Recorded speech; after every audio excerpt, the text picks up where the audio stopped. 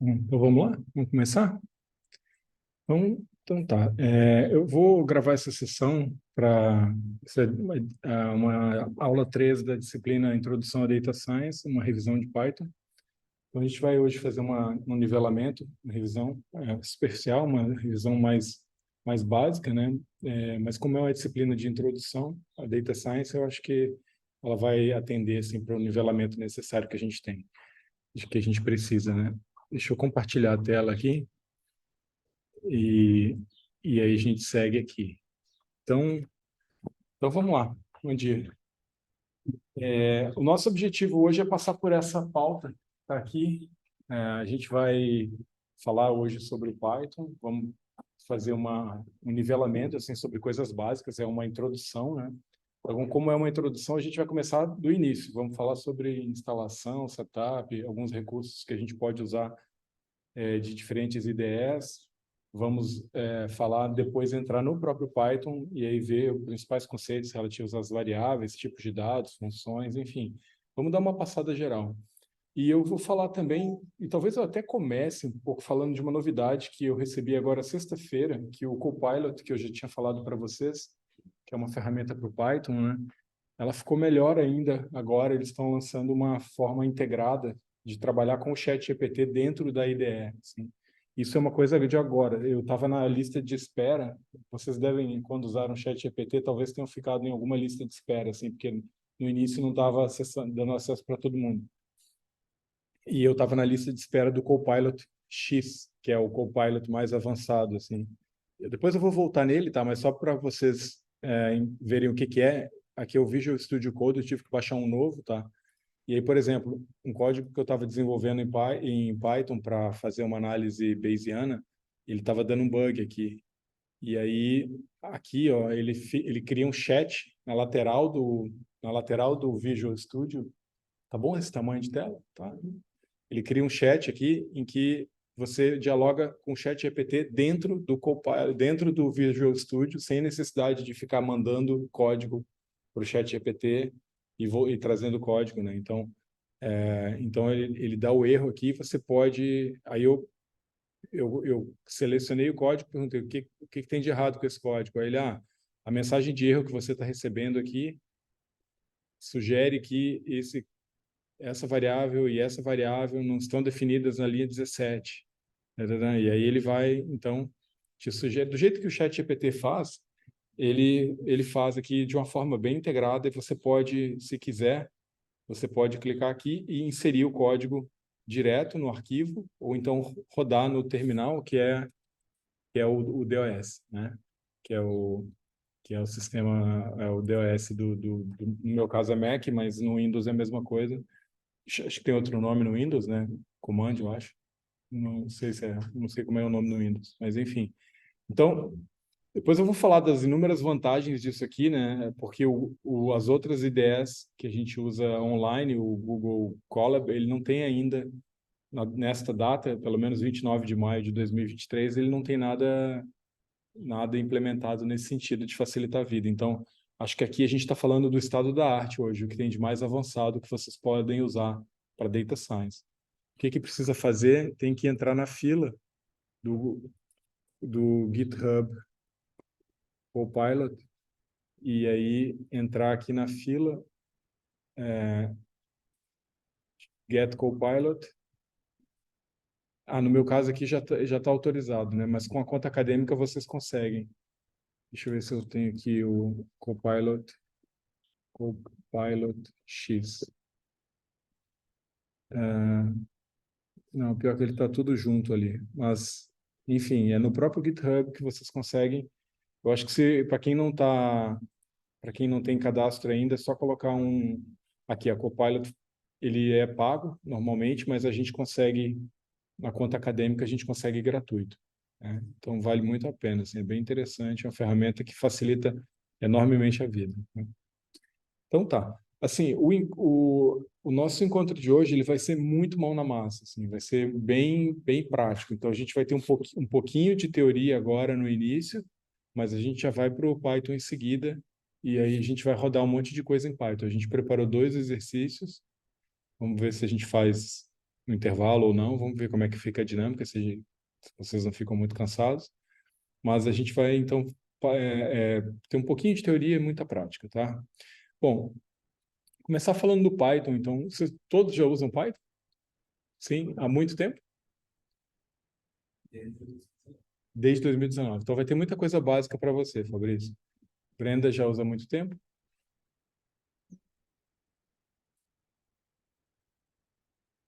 Ah, então tá. Então, você também não é iniciante, né? Então já tem alguma familiaridade também. Então talvez algumas coisas que eu fale sejam básicas, porque a gente vai estar falando de instalação, de coisas bem assim, coisas bem para iniciantes, mas enfim, talvez tenha algumas novidades assim que ajudem vocês em determinados detalhes, né? Mas enfim, o Python é uma linguagem já antiga, né? Ela já tem mais de 30 anos, assim como o R, e ela está na versão 3.11 agora. E hoje eu acredito que, pelos dados assim de popularidade, eu acredito que ela seja a linguagem de programação mais usada. Ela tem vários prós e alguns contras, assim, quando a gente observa a comparação com outras linguagens. Por exemplo, eu aprendi no R. Eu comecei a trabalhar com data science aprendendo pelo R. E o R, ele tem uma curva de aprendizado um pouco mais íngreme do que o Python. O Python é mais fácil de aprender, assim, porque a sintaxe dele acho que é um pouco mais limpa do que o R. Tem gente que não gosta, por exemplo, indentação, né? Aquela coisa de você fazer uma função e colocar 4 espaços.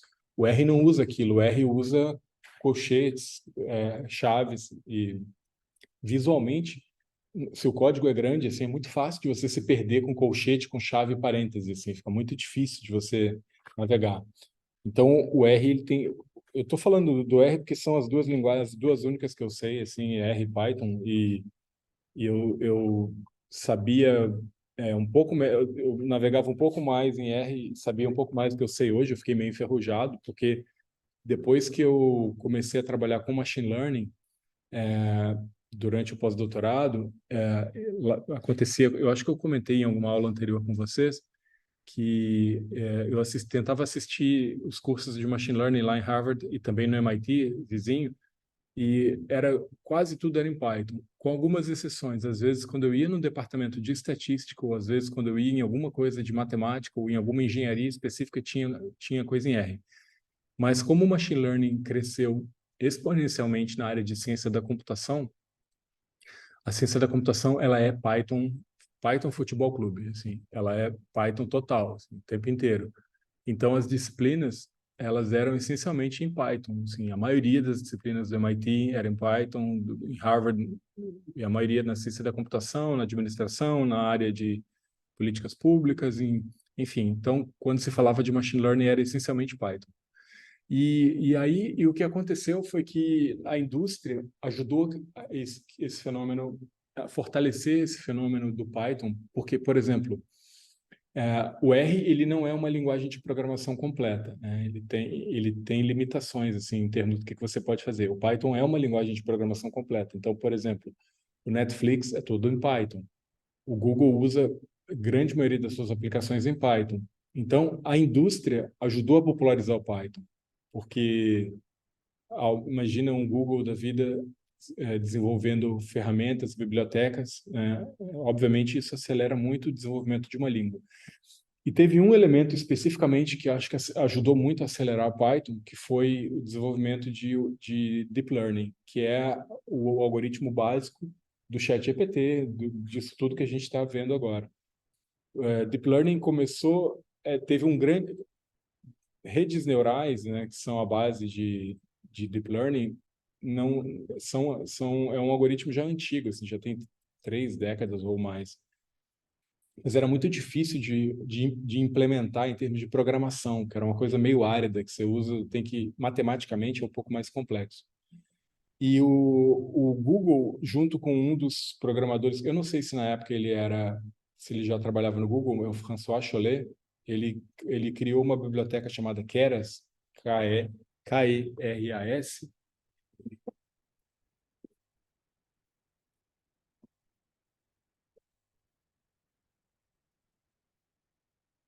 Keras, que popularizou muito Deep Learning em virtude da facilidade de sintaxe. Assim. Isso é muito fácil programar. E, em paralelo à criação do Keras, o François Chollet, eu acho que foi contratado pelo Google, e o Google lançou o TensorFlow, que é a biblioteca dominante em Deep Learning, para operações matemáticas em Deep Learning. Então, o Google, o Keras e o TensorFlow popularizaram muito. Depois a gente tem outros algoritmos que também entraram no circuito concorrendo, como o PyTorch, que é muito boa, tal. Mas enfim, a gente aqui tem isso tudo o Keras e o TensorFlow em Python.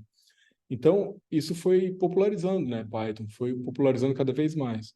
Então, esses são os prós assim do Python, né? Normalmente é fácil de aprender. A gente tem, acho que vocês já viram, né? A gente tem as nossas bibliotecas aqui, as nossas bibliotecas não, desculpa, cursos no DataCamp, que vocês já estão inscritos, né? Então ele tem aqui os cursos em Python. Eu selecionei alguns aqui, são vários, né? Então a gente tem um monte de possibilidades de curso disponíveis em plataformas como essa aqui, de tipo DataCamp, que são plataformas para treinamento online. Então, tem muito recurso, é uma linguagem que tem muita facilidade de encontrar recursos na web. Tá? A outra questão importante é que aí, o Python ele tem um ecossistema muito colaborativo e várias formas de interagir com Python, várias interfaces e IDEs, vamos chamar assim, os programas, né?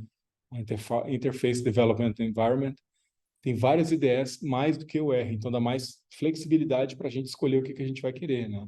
Então, por exemplo, indo aqui no nosso Anaconda, né, que é o nosso software base, né? Se vocês pegarem aqui só esse conjunto de ferramentas aqui, por exemplo, a gente pode usar o Jupyter, a gente pode usar o Jupyter Lab, que são uma versão mais avançada do Jupyter, a gente pode usar o PyCharm, a gente pode usar o Spider, a gente pode usar o Visual Studio, que é esse que eu acabei de mostrar, que é o que eu normalmente uso. Então, a gente tem um cardápio e o Colab também, né, que é o Jupyter do Google, o Jupyter rodando numa interface do Google. Então, a gente tem muita flexibilidade. O R, ele é mais limitado. O R basicamente é o RStudio, Jupyter e o Colab, mas você não tem o PyCharm eu acho que roda R também, eu acho, mas não tenho certeza. O Spider não.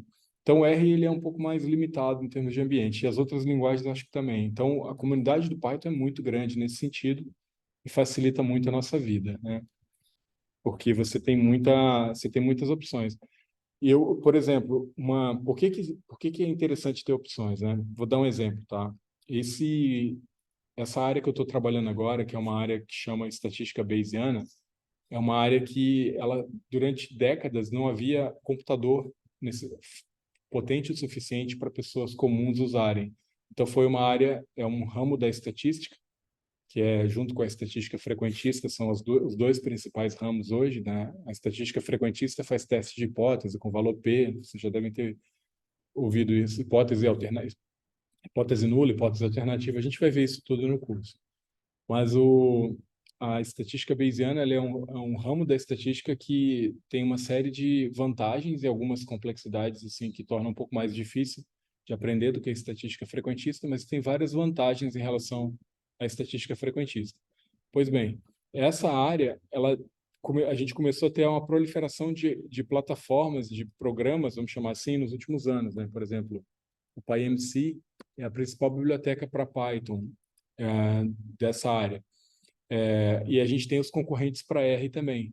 Só que quando você vai trabalhar com estado da arte, com ferramentas, com libraries bem avançadas, às vezes você não consegue rodar tudo perfeitamente num único ambiente. Então, por exemplo, dá muito bug às vezes quando eu rodo no Visual Studio, essa biblioteca dá bug.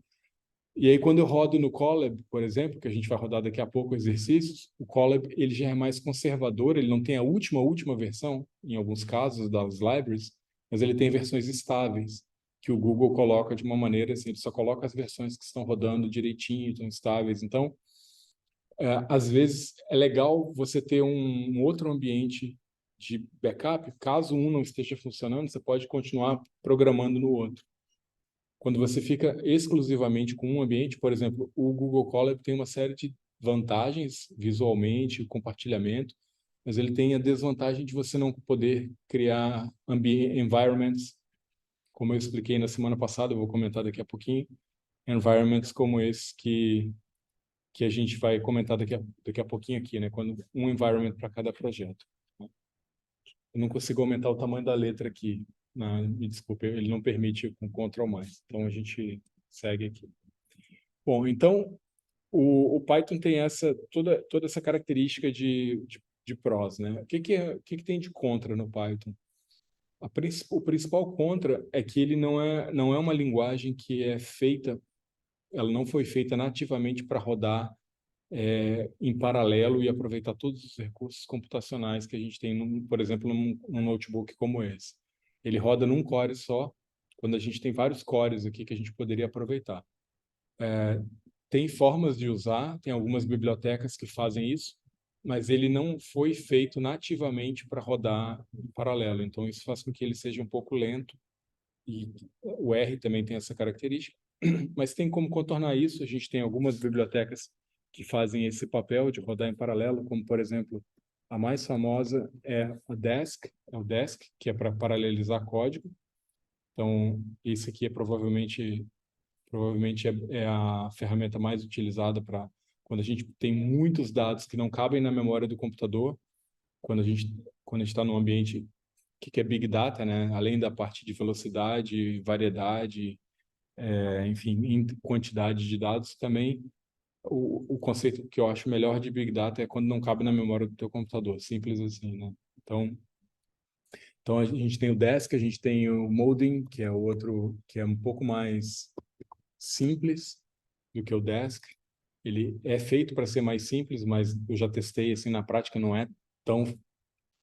roda tão bem, dá bug ainda. Essas ferramentas não estão muito perfeitas ainda, mas elas são ferramentas bem legais que, de certa maneira, reduzem a nossa dependência de outras ferramentas especializadas em Big Data, porque você tem um outro treinamento para essas ferramentas de Big Data, tipo Spark e tal, que é um outro universo, assim, em paralelo ao que a gente está trabalhando. Enfim, então, o contra de Python, basicamente, ele é considerado um pouco lento, e por ser considerado um pouco lento, a gente tem que, às vezes, recorrer a essas ferramentas de paralelização, como eu mostrei, como o Desk, como o Modin. Tem mais outras libraries, mas essas são as principais para tornar o Python mais rápido, né, e poder paralelizar o código. Tá? Paralelizar, todo mundo entende, assim, a noção de paralelização é quando a gente tem um core, né? Então, ao invés de usar um core só da máquina, cada máquina, não importa, qualquer uma que vocês estejam vendo aí tem mais de um core trabalhando. Algumas têm muito mais, outras, enfim, tem 32, 6, 8 e 4. Mas, enfim, o Python usa um core só, o R usa um core só, a gente pode paralelizar e, assim, é muito mais rápido, né? Eu já, por exemplo, tem um paper que a gente publicou há 3 ou 4 anos atrás, em 2019, a gente publicou um paper que no nosso congresso da Ampad ele ganhou o prêmio de melhor artigo do ano, assim, no congresso, e ele era um modelo de deep learning para prever quando uma pessoa iria trocar de celular, né? Deixa eu ver se eu tenho esse paper aqui.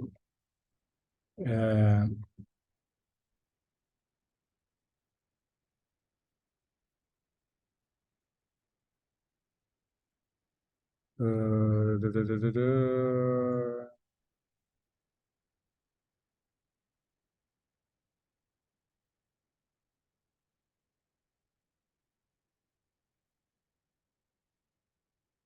Eu vou achar depois aqui para mostrar para vocês. Mas, enfim, esse paper, esse artigo, ele tinha era uma base de dados que não era tão grande assim, mas ela tinha 50 e poucas variáveis. A gente fazia várias simulações com diferentes códigos de deep learning. Daqui a pouco eu vou achar o artigo. E a gente o código em Deep Learning ele demorava mais ou menos 2 horas para rodar numa máquina normal com um core só. E quando a gente paralelizava, ele baixava para 13 minutos, assim, de 2 horas para 13 minutos. Então, é um decréscimo assim, substantivo de tempo, né, para uma base que não era tão grande. Então, vale muito a pena. Tá? Então, vamos lá. Sobre a questão de instalação do Python, né, tem algumas possibilidades aqui. A primeira possibilidade é vocês visitarem o site padrão do Python, que é o python.org, e baixarem a versão atual, que é a 3.11.3, e instalar no computador. Nos Macs, o Python já vem instalado, né? Então, se você vai no terminal e põe Python, ele já tem aqui a versão 3.9.16 e essas três setinhas aqui indicam que a gente já tá rodando o Python nativamente, tá? Então, faltou. Pronto, agora eu voltei para o terminal do Mac. Então, no Mac já vem instalado, mas enfim, mesmo que você esteja usando um outro sistema operacional qualquer, a instalação do Python normal é essa aqui. Entretanto, eu acho que não vale a pena seguir esse caminho aqui, porque normalmente isso aqui é para instalar o Python, para você usar do jeito que eu estava mostrando agora, usando o Python com DOS, que é horrível, que é difícil e que é assustador. Porque quando a gente vê essa tela preta, o cursor não está piscando aqui, né? Mas eu acho que não sei se no Windows pisca, mas dá medo, assim, porque você fala, tá, e agora, né? O que que eu faço?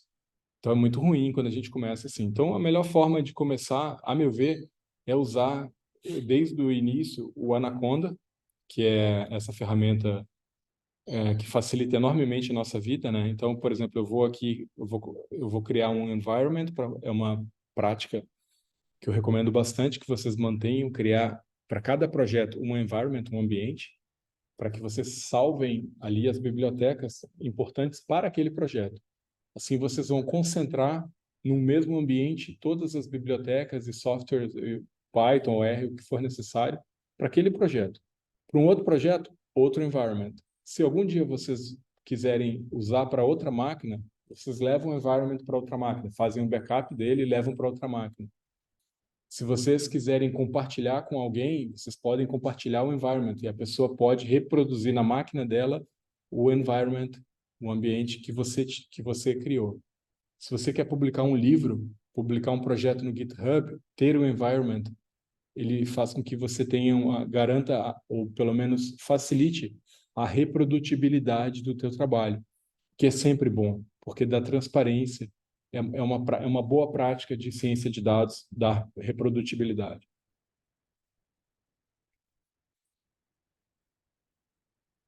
Então, como é que a gente instala o Python pelo Anaconda? Não pode ser mais simples, né? Create, aqui embaixo, você escolhe se você quer o Python ou o R, o Anaconda é o Python R. Aqui tem uma questão importante, quer dizer, importante não, é um detalhe, pode ser importante para algumas pessoas, para outras não. Então, você escolhe a versão aqui do Python ou do R que você quer instalar. Vocês vão reparar que se vocês abrirem essa setinha aqui, a letra está pequenininha, mas eu acho que dá para ver, a gente tem até a versão 3.11.3, mas ele coloca como padrão a 3.9.16. Por que que ele coloca como padrão uma versão anterior e não a última versão? Por causa das chamadas dependências. Porque cada biblioteca, então aqui, por exemplo, eu criei esse ambiente aqui temporário, tá? Deixa eu criar um agora aqui para vocês verem funcionando assim. É bem simples, né? Então, eu vou colocar aqui, criar temp 2, eu já tenho temp 1. Vou colocar a versão do Python, que é uma versão estável, que tá conversando com outras bibliotecas e barra dependências bem, né? Se eu ponho aqui criar, ele vai instalar o Python e vai criar uma série de bibliotecas básicas, além do Python, para que eu tenha um ambiente minimamente funcional. E é interessante fazer isso, porque normalmente quando a gente usa o Anaconda, ele tem esse ambiente aqui que é o chamado base. Vocês conseguem... Tá ruim de ler aqui. O Ctrl mais não funciona para o Anaconda, desculpem, tá? Ele tem que ficar desse tamanho aí.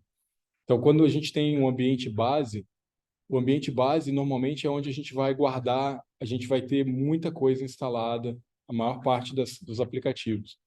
Só que ele vem com um monte de lixo junto. Então, quando a gente cria um ambiente específico, olha como ele vem mais clean aqui, ó. A gente tem aqui o Python, tem algumas ferramentas essenciais aqui próximas, mas ele vem bem limpo. Então, isso facilita com que a gente possa ter projetos enxutos e que só com a quantidade de bibliotecas que ele precisa e nada mais, tá? Então, a gente vai, quando a gente cria um ambiente, a gente clica em cima dele para poder ativar e a gente pode rodar esse ambiente clicando aqui na setinha no terminal ou abrir com Python, ou então a gente pode fazer ainda melhor, que é vir aqui em Home e escolher um dos softwares que a gente vai utilizar.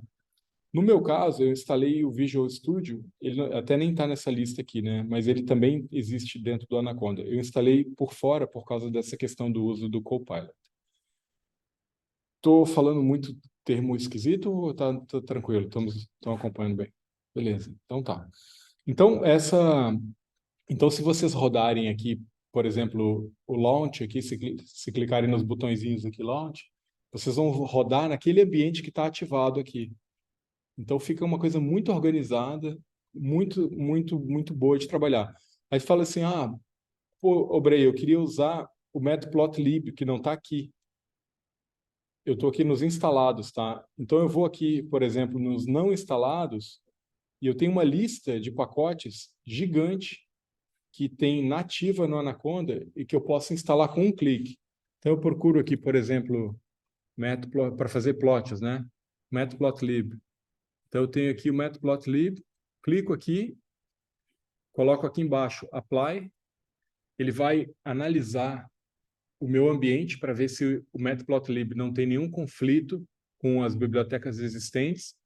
Ele diz aqui, ó, eu vou instalar 41 pacotes, você pediu o Matplotlib, mas ele tem outras dependências, outros pacotes associados.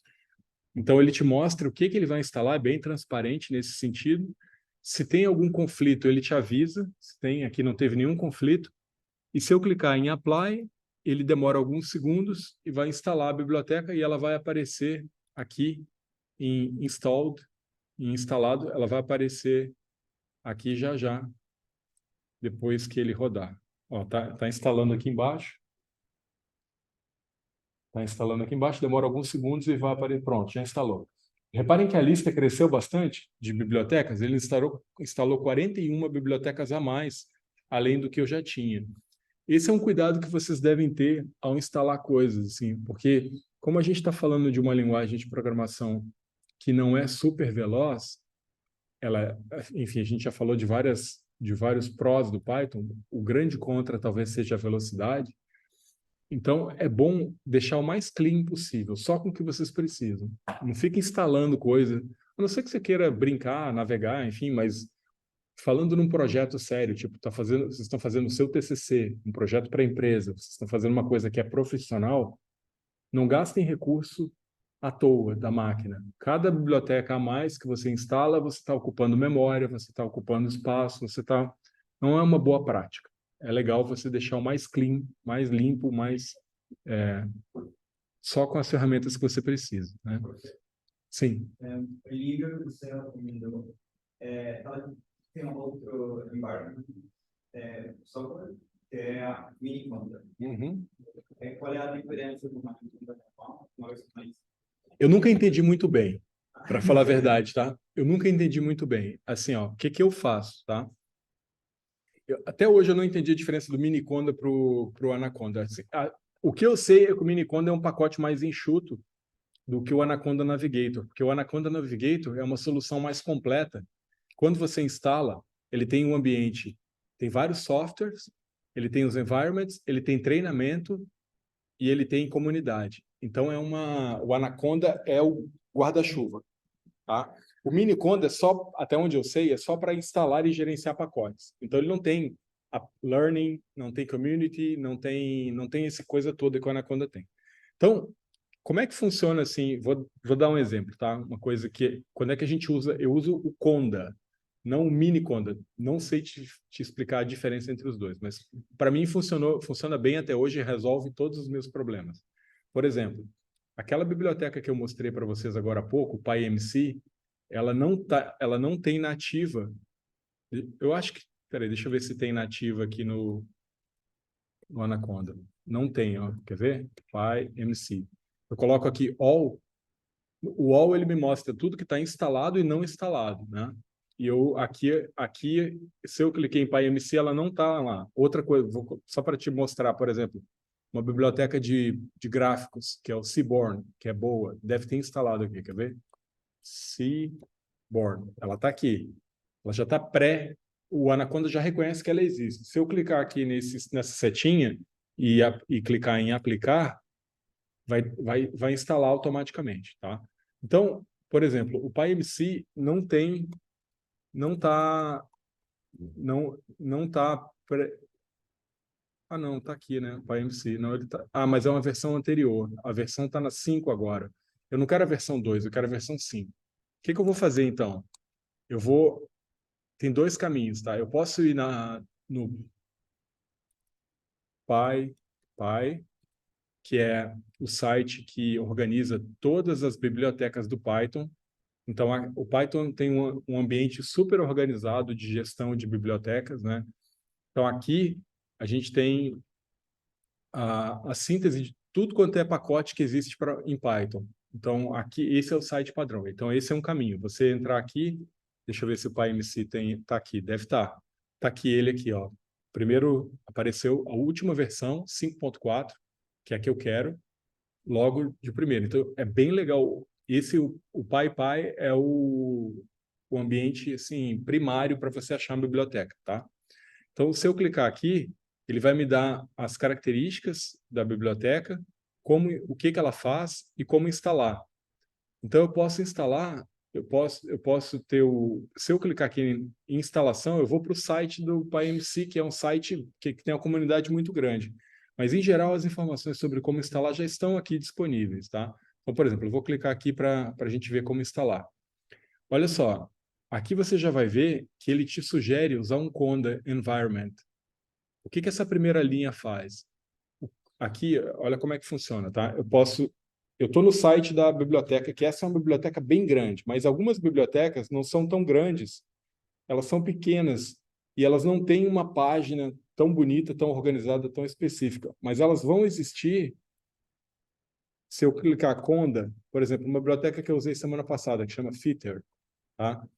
Se eu clicar Conda Fitter, vai aparecer aqui no site do Anaconda o comando que eu tenho que usar para instalar no meu environment. Então, anaconda.org, aí ela vai e me diz aqui, para você instalar, rode um desses dois códigos aqui. Ó. Então, o que eu faço? Eu copio, vou no terminal. Uma coisa bem importante, eu tenho que ativar o ambiente que eu criei. Lembra que era test2, que eu criei o nome? Então, eu vou digitar conda activate test2. Opa, peraí. É teste 2 ou é temp 2? Não, é temp 2. Não é teste 2, é temp 2. Temp 2. Viram que eu estava no ambiente base e mudou aqui para temp 2? Consegue enxergar? Peraí, está muito pequeno, deixa eu aumentar. Vocês viram que eu estava no ambiente base aqui e eu cliquei, ele mudou para temp 2. Tá? Ok? E aí eu vou instalar agora, para instalar o pacote usando o Anaconda, aqui eu vou usar, eu acho, o mini Conda nesse caso, tá? É que a gente só usa esse termo Conda. Então eu vou clicar, copiar e vou dar Enter. Ele vai analisar o meu environment, o temp2, não o base, porque eu estou com o temp2 ativado. Ele vai analisar. Ó, às vezes ele acha de primeira, às vezes ele não acha de primeira, às vezes ele vai para um caminho alternativo. Quando vocês não, por algum acaso, não funciona no primeiro caminho, tenta o segundo. Ele sempre, às vezes ele mostra um caminho, às vezes mostra 3, 2 ou 3. Tá? Então, mas em geral, assim, o que a gente vai fazer tem que ativar o ambiente, igual eu fiz aqui, conda activate. Estando ativado, você faz o conda install. E aí ele analisa o ambiente e ele te diz, olha, você vai, para instalar a biblioteca Fitter, você vai ter que instalar todos esses pacotes aqui. E isso é muito comum. Quando a gente pede uma biblioteca, ela vem com um monte de outros pacotes. Em alguns casos, e aí eu posso escolher instalar ou não, né? Vocês estão vendo aqui o proceed, yes or no. Deixa eu colocar aqui mais para cá. O proceed, yes or no. Nesse caso, é uma biblioteca relativamente pequena, tá? E ela só está pedindo para instalar coisas. Em alguns casos, quando a gente usa o Conda e pede para instalar bibliotecas maiores, se o teu ambiente já é grande, ele vai analisar tudo que precisa fazer upgrade e tudo que precisa fazer downgrade. Porque em alguns casos, ele analisa as outras bibliotecas e fala: esta que você está instalando é compatível com a versão superior à que você está usando e, em alguns outros casos, uma versão inferior à que você está usando. Então, a grande vantagem do Anaconda é que ele faz esse trabalho para você. Ele analisa tudo que é o que você quer, se está compatível com o que você tem e se precisa fazer upgrade ou downgrade para algumas coisas. Então é muito bom. O Anaconda ele é uma boa prática. Então eu vou instalar aqui, ele vai rodar, instalar todas essas dependências que vocês estão vendo aqui, todas essas outras bibliotecas aqui. E aí, eu vou dar só mais um exemplo para vocês verem o que é uma biblioteca mais potente, tá? Então, por exemplo, eu vou estar aqui, o PyMC, ele sugere que eu crie um ambiente exclusivo para ele, tá? Então, eu vou criar uma biblioteca,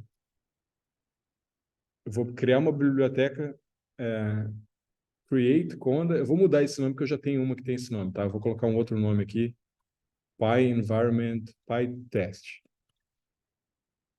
PyMC Test. E aí eu estou pedindo, olha que interessante, né?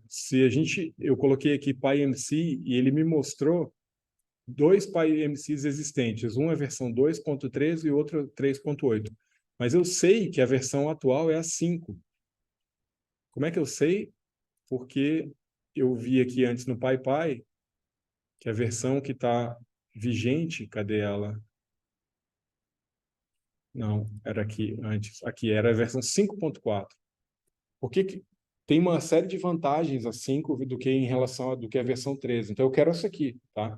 Então, o que eu vou fazer? Eu vou no terminal, peguei a instrução do Conda, do PyMC, peraí, cadê? Ele me falou para eu instalar, deixa eu aumentar o tamanho da fonte.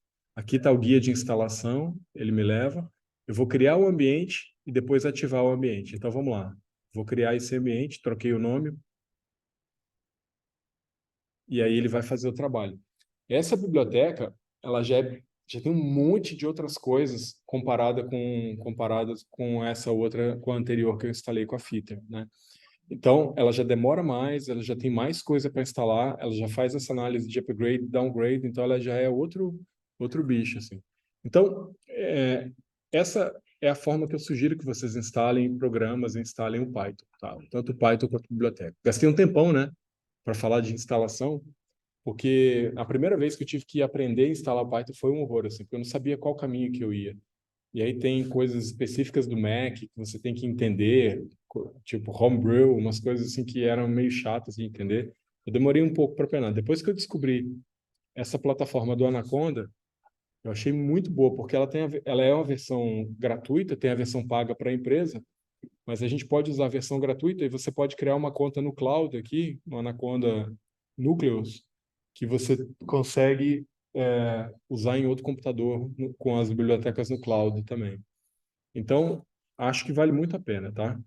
Ó, ainda está demorando. Aqui, ele demora um tempão aqui para poder fazer todo o procedimento de achar os softwares necessários aqui. Vai demorar um pouquinho mais ainda. Alguma dúvida mais? Então, não consegui responder 100% a tua dúvida, mas, enfim, o que eu sei é que o Miniconda é uma versão mais enxuta desse ecossistema que eu te mostrei do Anaconda Navigator. E ele funciona dessa maneira aqui, pelo terminal e funcionando com o comando Conda Create para quando você quer criar um environment e Conda Activate para quando você quer ativar. A gente usa muito também quando você já tem um ambiente que por exemplo, digamos que você está desenvolvendo um projeto dentro de um environment e aquele você ficou sem mexer um mês, por exemplo, um mês. É uma boa prática quando você voltar daqui a um mês fazer um update, atualizar todas as bibliotecas. Então você faz um conda update, tracinho, tracinho, o nome do teu environment. Daqui a pouco eu mostro na hora que parar. Então, acho que agora vai. Não sei. Bom, não vamos ficar esperando aqui. Então, ele serve para criar, para atualizar e também para apagar environment. Então, é uma boa prática, é uma boa biblioteca, é um bom software para fazer isso, tá? Se você começa um projeto em Angular, Aham, aham. você disse que o Angular não tem a possibilidade de criar um environment.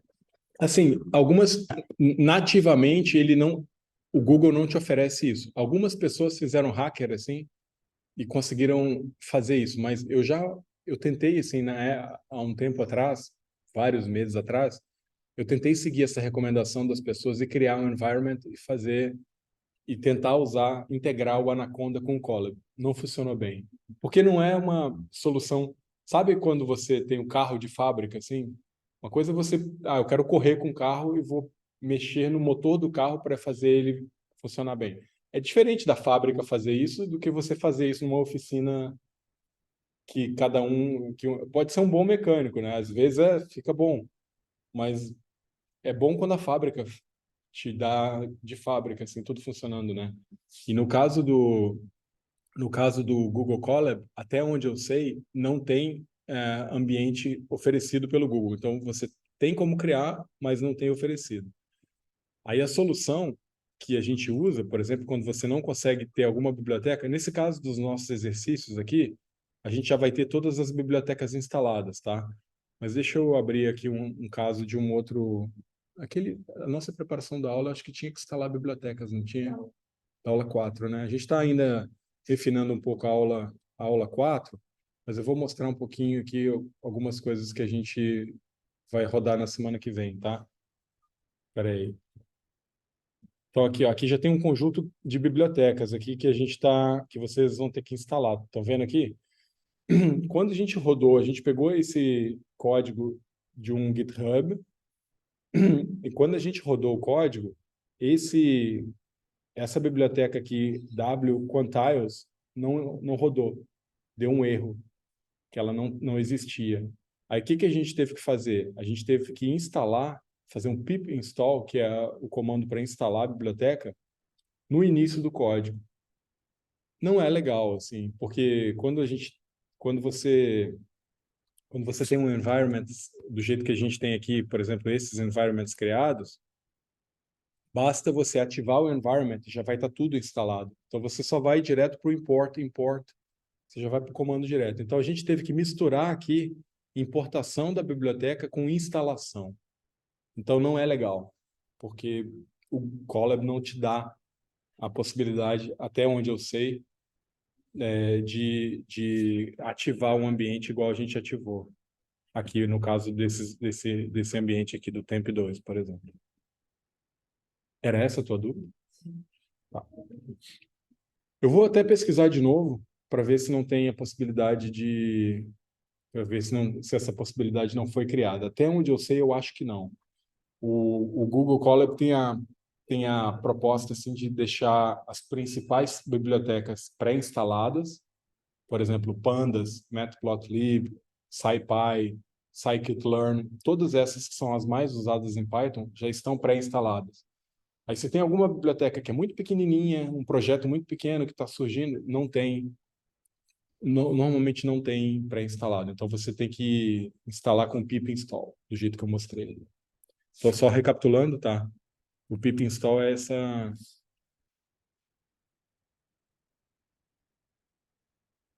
Espera aí que tem mais coisa aberta do que deveria aqui. O pip install é esse código aqui, que é com a exclamação e pip install, ele instala dentro do ambiente virtual. Qual é o problema disso? Se você fechar a janela, fechar a aba e abrir de novo, você vai ter que instalar de novo. Ele não guarda na memória. Então, fica um código mais lento, demora um pouco mais, né? Então, esse é uma limitação do Google Colab, assim, não é tão bom por causa disso, tá? Bom, que mais? Então, assim, esses são basicamente os caminhos de instalação que a gente tem. Olha como está demorando para instalar aquela biblioteca que eu pedi, uma biblioteca grande, já está um tempão aqui, né? Então, bibliotecas grandes, ele tem que analisar um monte de dependências, já é bem mais complicado, assim.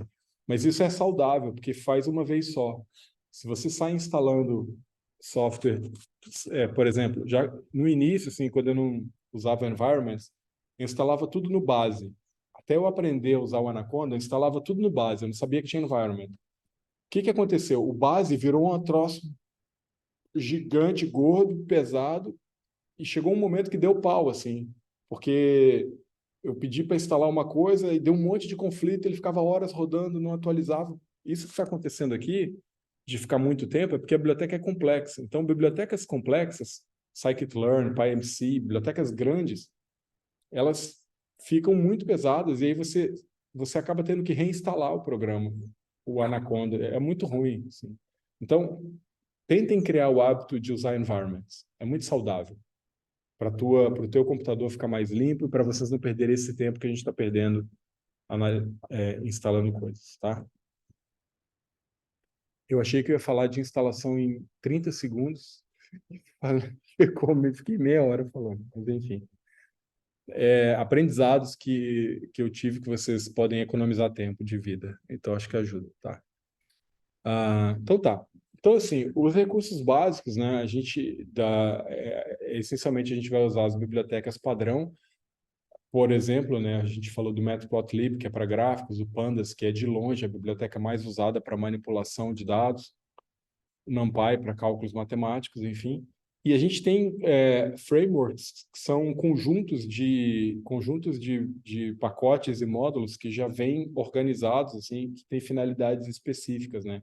Então, por exemplo, o PyTorch, ele é um framework para Deep Learning. Então, você não precisa ficar instalando 20, 30 bibliotecas. O PyTorch já faz esse trabalho para você de instalar um monte de bibliotecas, além das bibliotecas específicas do próprio acho que o PyTorch foi o Meta que desenvolveu. Na época o Facebook começou, eu acho que, salvo engano, é o Meta.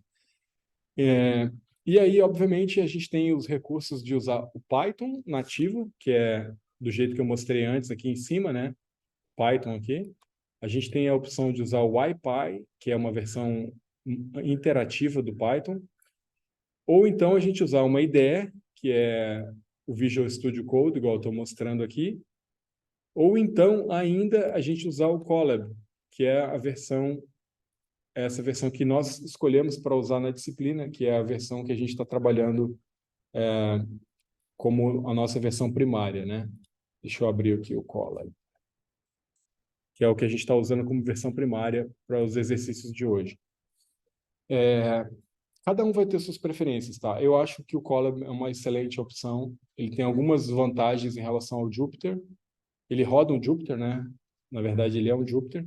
Mas eu acho que ele tem algumas vantagens em relação ao Jupyter em termos de visualização de dados, visualização de variáveis, organização de código e principalmente navegação, que é mais bonitinha, é mais organizada, é tipo um Google Docs. Então, se vocês já usaram o Google Docs, a lógica é muito parecida. Pode compartilhar, pode editar simultaneamente. Tem uma série de vantagens, então, que eu acho que vale a pena usar o Colab. Ele tem a versão gratuita e tem a versão paga.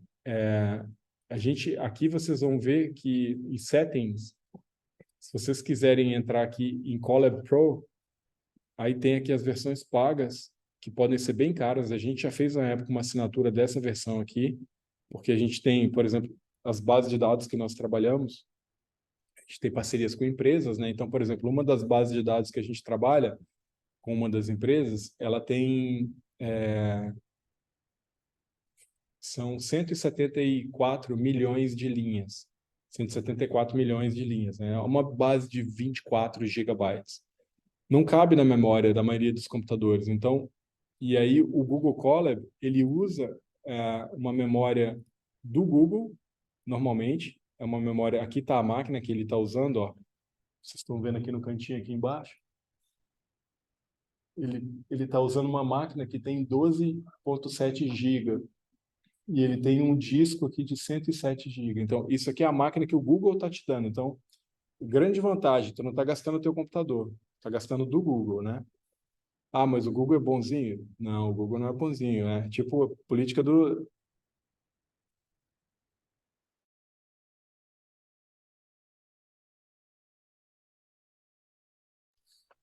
Vou colocar isso no YouTube, né? Que é do Google, né?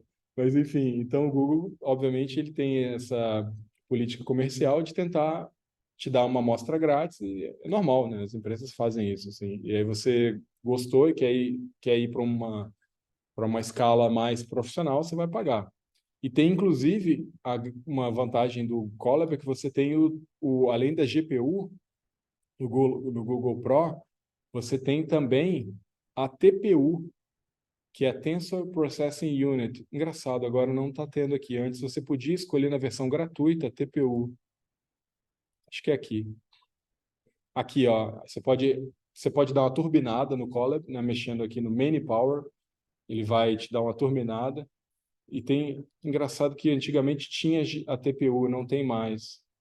Acho que agora eles tiraram da versão gratuita e deixaram só para a versão Pro. Então não tem mais. Antes você podia usar uma GPU, que é uma Graphical Processing Unit, né, que é uma placa gráfica, que ela é muito boa para cálculos matemáticos. Então tem muitas análises de Deep Learning, especialmente Deep Learning, muitos algoritmos de Machine Learning, mas especialmente Deep Learning, ele roda muito melhor em GPUs, em Graphical Processing Units, por causa do número de operações matemáticas, de matrizes, né, que tem que ser estimadas simultaneamente. Enfim, então, é uma escolha individual a plataforma. Até agora, não instalou. Segue o baile, então. Então, vamos lá. Vamos para o Python, então, propriamente dito. Bom, a gente tem vários tipos de dados. Assim, essa parte eu vou passar rápido, porque acho que é mais interessante a gente ter uma breve visualização do que é o ecossistema do Python, mas principalmente a gente rodar Python e praticar, para ver como é que funciona no código, tá? Mas, enfim, essa aqui é, digamos assim, a família. O Python, o R, elas são linguagens object-oriented, né? Então, são linguagens que tudo é um objeto. Então, tudo no Python é um objeto. Uma função é um objeto, uma variável é um objeto, um módulo é um objeto, tudo é um objeto, né? Mas a gente tem tipos diferentes de objetos, que são esses tipos de dados aqui. Então, vamos começar, por exemplo, pelo numérico. Então, daqui a pouco a gente vai ver, né, o que é cada um. Então, a gente tem formatos numéricos, formatos de dicionário. Aqui talvez seja o principal objeto do Python, pelo menos alguns autores, especialmente do livro que a gente está usando, consideram o dicionário como o principal objeto. A gente tem as booleans, né, que é para true or false. Enfim, a gente vai usar a razão dessa disciplina dos slides, material didático sem inglês, é porque traduzir isso seria impossível. O Python não traduz, é em inglês, né? Então é bom que a gente aprenda no próprio inglês. Então a gente tem tipos diferentes, como por exemplo o set, e a gente tem sequências. Tem 3 tipos de sequências, que são os textos, as listas e os tuples, que são listas imutáveis. Vamos ver o que é cada uma dessas aqui rapidamente. Então, primeiro começando com a parte numérica, tá? Então, vou começar da esquerda para a direita. Numérica, o integer. O integer são números em que... Opa, tá aqui. É uma classe, especificamente, é int, né? Se a gente coloca o número 10 aqui, escreve type 10, o tipo do número 10, ele vai dizer que é um integer, é o int. E é uma classe que a gente tem números positivos ou negativos sem casas decimais. Então, é um número inteiro, tá? Então, integer é só isso aí. Então, não tem limite de tamanho e é um número inteiro. O float é um número com casas decimais. Então, se a gente colocar em type e colocar um número aqui, lembrando que essa sintaxe, a gente configura a sintaxe do local que a gente está utilizando para data, tempo, formato de número. O padrão do Python é o formato norte-americano, né, que a gente está normalmente acostumado com a gente tem o separador decimal como ponto. Você pode mudar isso. A minha experiência é que não é muito bom mudar e não acho uma coisa super... Você muda o local, que é uma... Deixa eu mostrar como é que muda isso, só para vocês terem a referência. Python local. Então, aqui são as configurações internacionais do Python. Então, aqui a gente vai mudar, quando a gente, por exemplo, eu quero set local, eu posso mudar para o ponto, os decimais, monetário, né? Eu posso colocar o símbolo de real, dólar, euro, etc.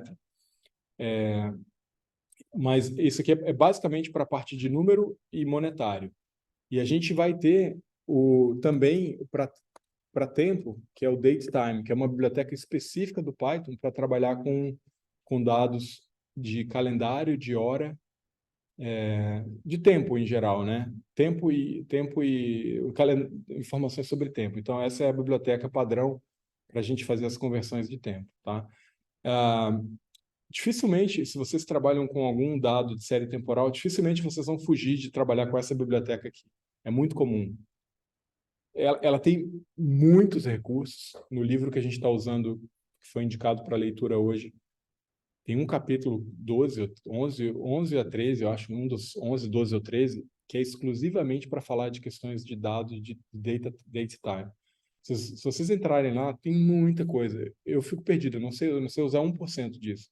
Mas o que eu sei usar, normalmente, é para trabalhar com séries temporais e é suficiente. Tá? Então, ele faz um monte de coisas, tipo, eu tenho um dado que está em dia, mês e ano, eu quero mudar para mês, ano e dia. Eu quero incluir minutos e segundos, eu quero incluir... Não, eu quero só hora, eu quero agregar, eu quero separar, quero agregar em trimestre. Então, todos esses recursos a gente vai fazer com o datetime, tá? Com a biblioteca datetime.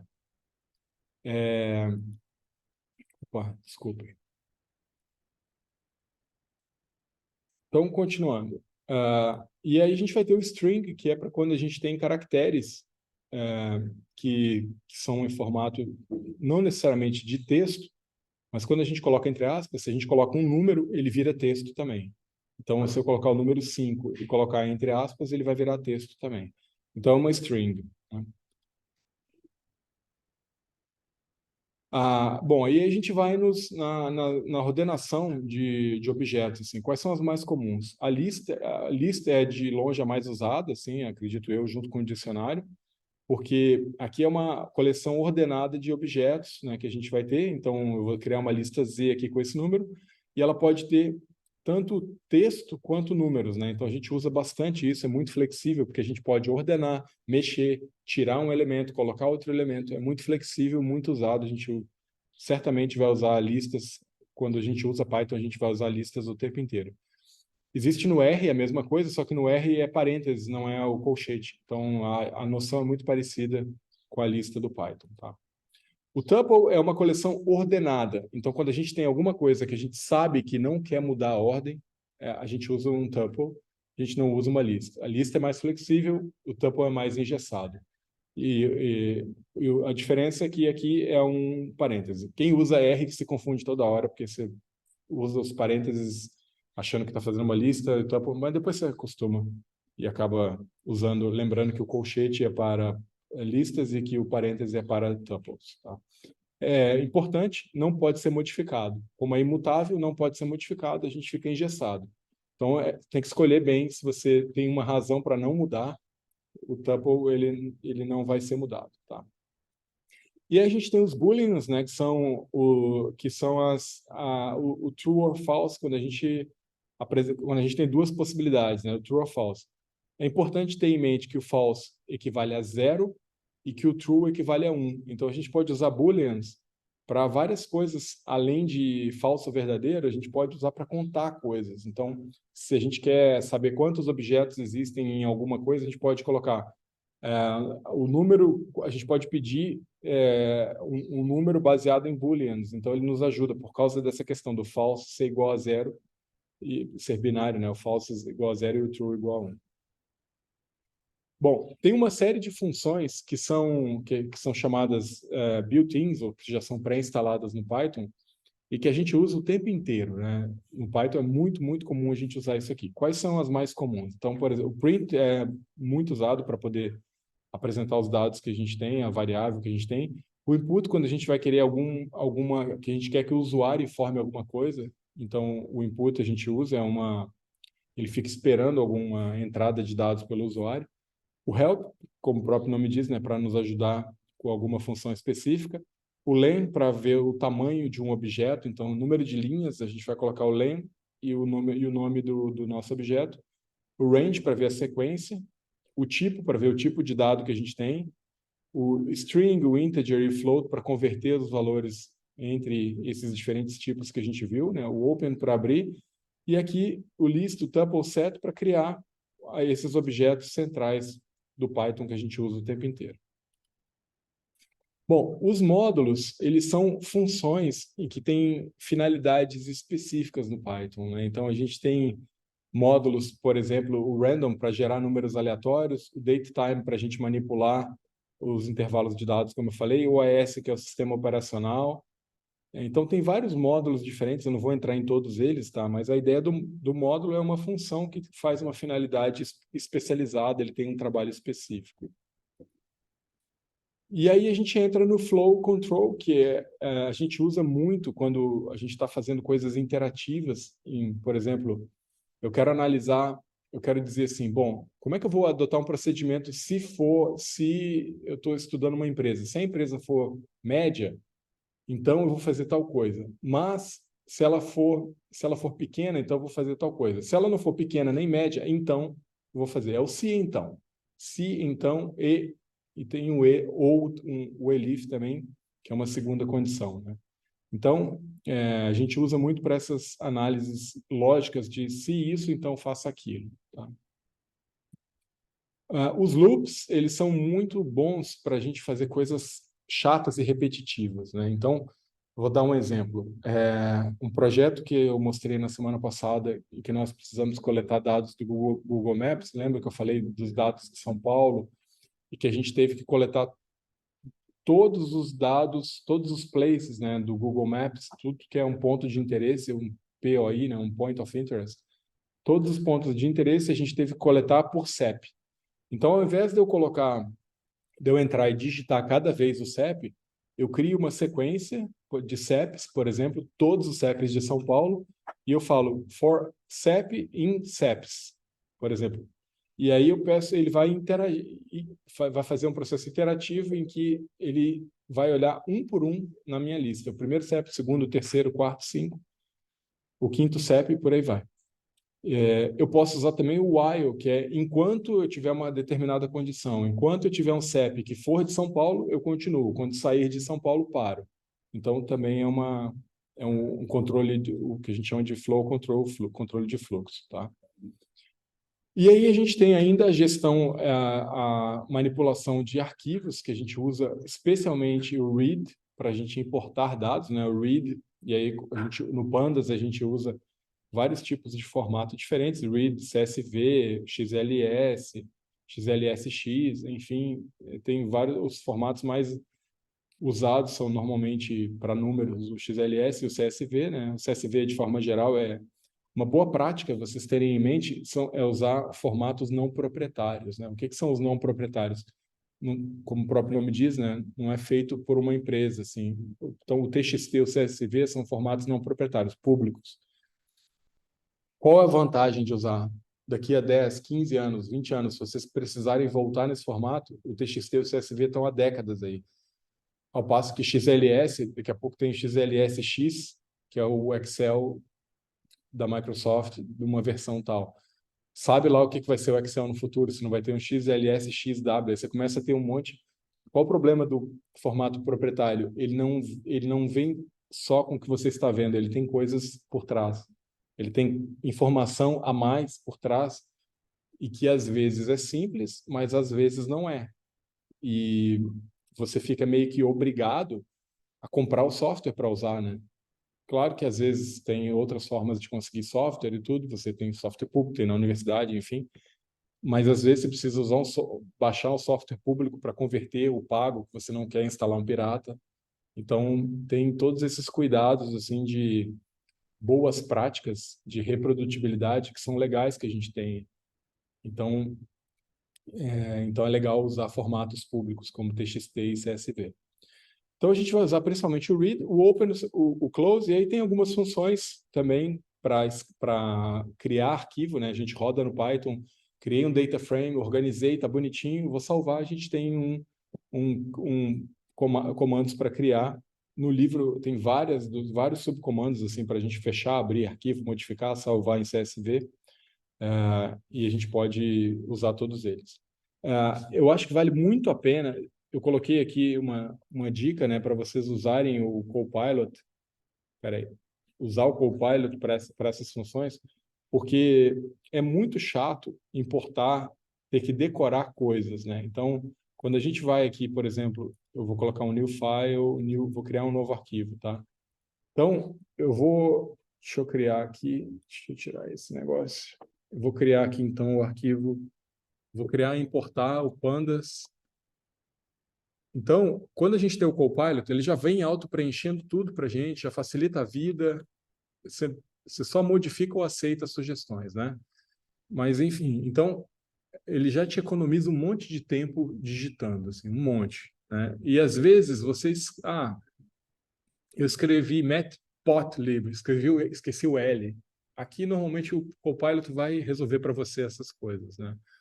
Outra coisa legal esqueci de falar do Python, é legal essa parte de auto-preenchimento, né? Que mesmo sem o Copilot, se você não quer acessar o Copilot, o auto-preenchimento já é uma coisa bacana também, que é isso, essa possibilidade aqui que a gente tem de navegar nas funções sem precisar digitar toda a função. E passando o mouse em cima é legal também, porque você tem o help automático, que te ajuda um monte também a navegar em toda a documentação daquela função específica. E normalmente tem exemplos também que a gente pode rodar aqui nesse caso. Mas por que é interessante usar o Copilot? Porque você vai, por exemplo, vou criar um data frame, ele já me sugere, ó, PD, pandas, read, CSV e o arquivo. Então, é muito rápido, assim, depois da criação dessas ferramentas, isso aqui é uma coisa do ano passado, tipo, há 2 anos atrás, a gente tinha que digitar esse troço. Quando é um data CSV aqui, comum, assim, simples, tudo bem, mas às vezes o caminho é longo. Então, às vezes eu tenho um monte de coisa, e eu posso também o seguinte, se eu quero criar opções, por exemplo, como, olha quantas possibilidades tem. Se eu tenho um separador que é vírgula, outro que é ponto, eu não quero importar o meu título, a primeira linha, eu quero importar a linha, eu tenho que pular 2 linhas. Todas essas coisinhas, a gente tem todas aqui na documentação, por exemplo, aqui na importação, mas ele já te sugere as mais recorrentes, né? Por exemplo, o separador de vírgula como separador decimal, vírgula e não ponto. Ele já está sugerindo aqui, como vocês estão vendo, né? Então isso economiza muito tempo, especialmente para a gente que para o nosso formato de numérico, que é o contrário do formato dos países mais ricos, né? Especialmente Estados Unidos, que a gente às vezes se confunde e comete esse erro sem saber, importa o contrário, tem que refazer, né?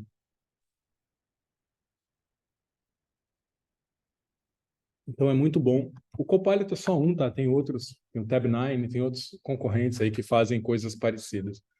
Mas evitem digitar tudo, não precisa. A gente tem que ganhar tempo hoje com essas ferramentas mais modernas.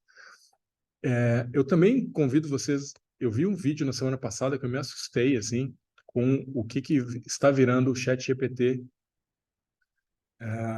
YouTube ChatGPT New Features. Eu acho que é esse aqui. Eu fiquei impressionado com esse vídeo que mostra. Deixa eu ver qual deles é aqui. Esse aqui, ó. Esse vídeo aqui. Um vídeo da semana passada que mostra funcionalidades novas do ChatGPT e que boa parte do trabalho de data scientist eu acho que vai acabar, assim, porque uma das funcionalidades agora do ChatGPT é que você vai poder subir arquivos. Deixa eu ver se eu mostro. Vocês estão vendo aqui que tem um importar aqui embaixo? Então você vai começar a subir arquivos para o ChatGPT e poder interagir. Então, é impressionante, assim, esse vídeo mostra, eu acho que essa é a versão paga. Acho não, só pode ser a versão paga. A minha é gratuita e não tem. Por enquanto, na versão gratuita é só o campo para digitar aqui. Então, várias análises você já faz sem precisar digitar nada. Você simplesmente pede o que você quer e ele já gera o gráfico, já cria as análises, já faz a análise sozinho. Então, na prática, essa disciplina vai ficar obsoleta rápido. Por enquanto, a gente ainda está sobrevivendo, mas ela vai ficar obsoleta rápido, porque cada semestre eu vou ter que incorporar. Hoje já seria legal incorporar como fazer coisas no ChatGPT, só que a gente não pode importar os arquivos ainda na versão normal. Eu tenho certeza que algum hacker já inventou uma maneira de fazer isso antes da versão oficial. Mas eu não corri atrás para ver se está funcionando direito. Então, a gente está aprendendo no modo tradicional. Mas eu imagino que já a gente vai trabalhar vai ter uma aula sobre como fazer prompts, como pedir coisas corretamente, né? Então, engenheiro de prompt é uma profissão que já está acontecendo, né? Então, a gente vai ter cada vez menos data analysts e cada vez mais prompt engineering. A gente vai ter essa mudança certamente. Então, provavelmente, essa disciplina, semestre que vem, se for repetida, já vai ser diferente, tá? Bom, e aí tem a parte de visualização. O Matplotlib é a biblioteca mais comum, mas não é muito boa. Acho que a melhor biblioteca, tem várias para Python. A que eu mais gosto é o Seaborn. Ela tem uma documentação muito legal e tem uma galeria de exemplos assim muito bacana também. Ela é muito mais rica que o Matplotlib, a meu ver, tá? Então tem um monte de possibilidades de análise. Se você, gostei desse aqui do tipo o violino, plot de violinos. Então você vem, ele te dá exatamente o comando para o plot violino e tá aqui, você importa Seaborn como SNS, é SNS violin plot data. Ele tem uma sintaxe muito mais limpa do que o Matplotlib. O Matplotlib tem uma sintaxe mais suja, que você tem que ir colocando o título numa linha, o label na outra linha, e depois fazer o PLT show para mostrar. O Seaborn não tem isso, ele é muito mais clean, estilo o ggplot do R, que é, até onde eu sei, a biblioteca mais elegante e o padrão assim de visualização é muito boa. O ggplot é uma biblioteca muito bacana que foi criada com base naquele livro que eu falei para vocês, o Grammar of Graphics, que é esse livro aqui. O ggplot tem um lado científico, vamos chamar assim, científico, porque ele faz o gráfico baseado nesse livro aqui, que é um livro especificamente sobre a gramática de gráficos, quais são as camadas, o que você tem que fazer. Então, é muito legal. Muito legal, é muito bem feito o ggplot. E no Python, acho que quem mais se aproxima do ggplot é o Seaborn, com todas essas possibilidades que vocês têm e muito bem documentado. Clicou aqui, tem um exemplo de como é que, tipo, por exemplo, pair plots, gráficos complexos como esse aqui, né? Você tem que dividir em diferentes camadas. Olha como é ridiculamente simples, né? O comando é muito simples, assim. Claro, supondo que os teus dados estão bem organizados, né? O que obviamente nem sempre é verdade. Mas se estão, fica bem bonito, um gráfico super legal, né? Enfim, scatterplot e tal. A gente vai praticar isso. Que mais? Bom, e aí a gente então chega na parte, nessa muito breve revisão assim do Python. As últimas recomendações antes da gente partir para a parte analítica, né? Que vocês tenham um GitHub organizado, né? Então, projetos no GitHub tem que estar... Cada um de vocês deve, para a disciplina, ter um GitHub organizado. E o GitHub, ele é, de longe, aí, a plataforma mais usada para ciência de dados, né? Esse aqui, então, por exemplo, esse é o meu GitHub pessoal. Todos os meus projetos, assim, eles estão aqui no lado. Então, os projetos com coautores, alguns meus, eles estão todos organizados aqui, os projetos dos quais eu faço parte. Então, fica uma forma muito mais interessante, por exemplo, o paper que eu falei para vocês que a gente ganhou o prêmio lá no Congresso, é esse paper aqui. Então, a gente tem os branches aqui, todos organizados com as apresentações que a gente fez, os códigos que a gente fez, as submissões que a gente fez para diferentes congressos, journals, gráficos e tabelas, os dados, tudo muito bem organizadinho, separado por diretório. Por que que isso aqui é uma boa prática? Isso aqui por exemplo, a gente teve esse paper, a gente submeteu para um journal internacional, primeiro, assim, de maior impacto, ele foi rejeitado. Então, você é, demora até submeter e ter resposta, você demora. Daqui a um tempão, quando você for rodar de novo, então, por exemplo, a gente tem os códigos aqui que a gente desenvolveu, você não lembra onde está o código, tá? Onde é que está no meu computador mesmo o código? Eu salvei isso. Ah, eu troquei de computador. E aí? Salvei no computador e troquei. Virou um baita problema, né? Então aqui a gente tem tudo organizadinho, a gente tem os códigos a gente tem uma explicação de que tem em cada código, tem um commit explicando exatamente o que é. Então é uma prática legal assim ter um GitHub organizado por projeto. Acho que vale a pena e dar um nome que é um nome simples e que você e os seus coautores vão reconhecer facilmente. Então é uma prática muito boa. A outra coisa que eu tinha colocado aqui era para falar sobre o Copilot, né? Mas eu acho que eu já falei bastante, assim, estou fazendo muita propaganda. Por um acaso, os dois são da Microsoft e eu não ganho comissão de nenhuma empresa aqui. Eu quero avisar, estou tentando só trazer o que eu acho que são as melhores ferramentas existentes hoje, tá? Eu acho que o GitHub e o Copilot da Microsoft, os dois são muito bons e acho que são ferramentas bem legais que vale muito a pena vocês usarem. E o GitHub para controle de versão e para o Copilot para poder fazer todas essas coisas que a gente consegue fazer aqui usando esses auto-preenchimentos aqui, por exemplo, né, separador, etc. Tudo isso aqui é via Copilot. Ele fica rodando aqui, ó, aqui no cantinho direito inferior, ó, é um formato de um bonequinho aqui. Aqui ele está ativado globalmente para tudo que eu faço, né? Inclusive mandar e-mail, assim, escrever texto, eu escrevo com o Copilot. Ele é muito bom para escrever texto também. É pago, $10 por mês, hoje o preço, mas com conta de acadêmica, de aluno e professor, a gente consegue, é muito comum, as empresas fazem muito isso, né? O DataCamp nos dá assentos por conta acadêmica.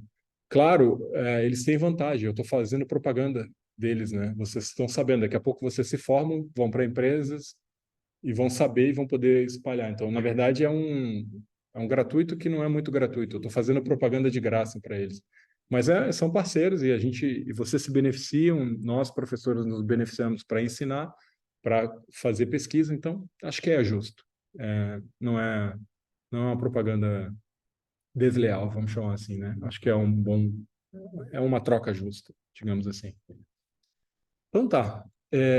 Vamos fazer um intervalo para a gente voltar do intervalo e fazer os exercícios. Então a gente tem esses exercícios aqui que estão no Copilot, no Colab, que a gente criou para a aula de hoje. Tem dois exercícios. Vão ser rápidos, assim, tem muita coisa, mas vão ser rápidos, porque é mais a prática do Python. Então acho que é para a gente começar.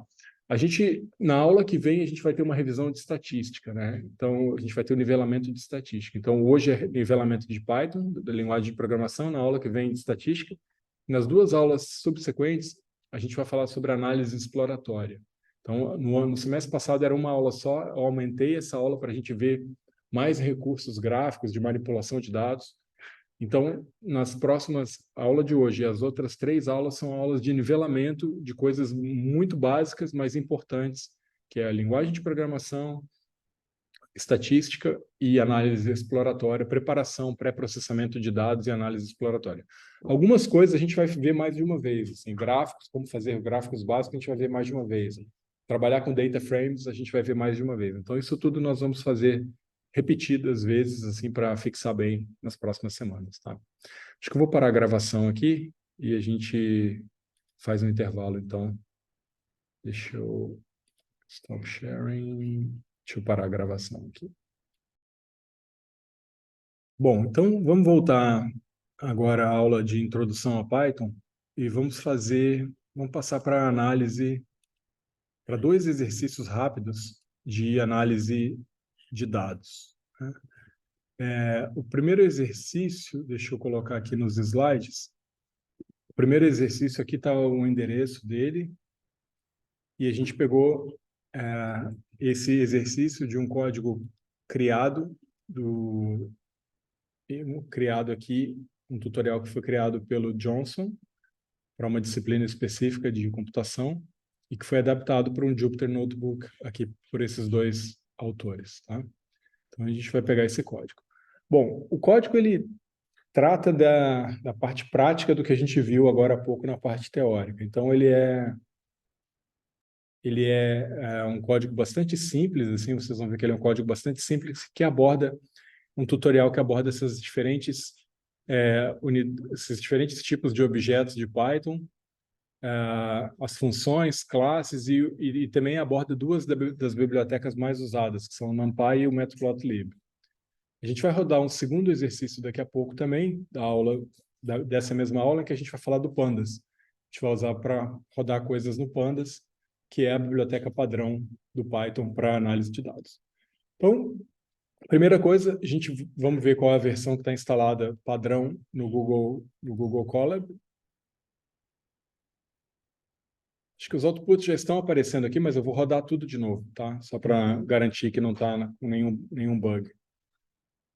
Ó, quando eles fizeram aqui, a versão era 3.7, mas vejam que o Google foi atualizando, a gente está usando a versão 3.10.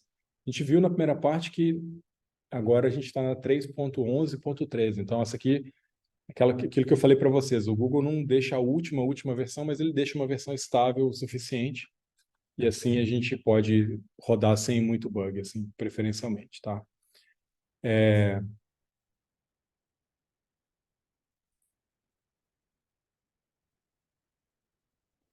Eu vou pular essa parte aqui inicial, porque essa nos interessa pouco agora, mas eu vou só rodar. Então, vamos lá. Então, primeira noção mais básica de todas, a noção dos integers e dos floats, né?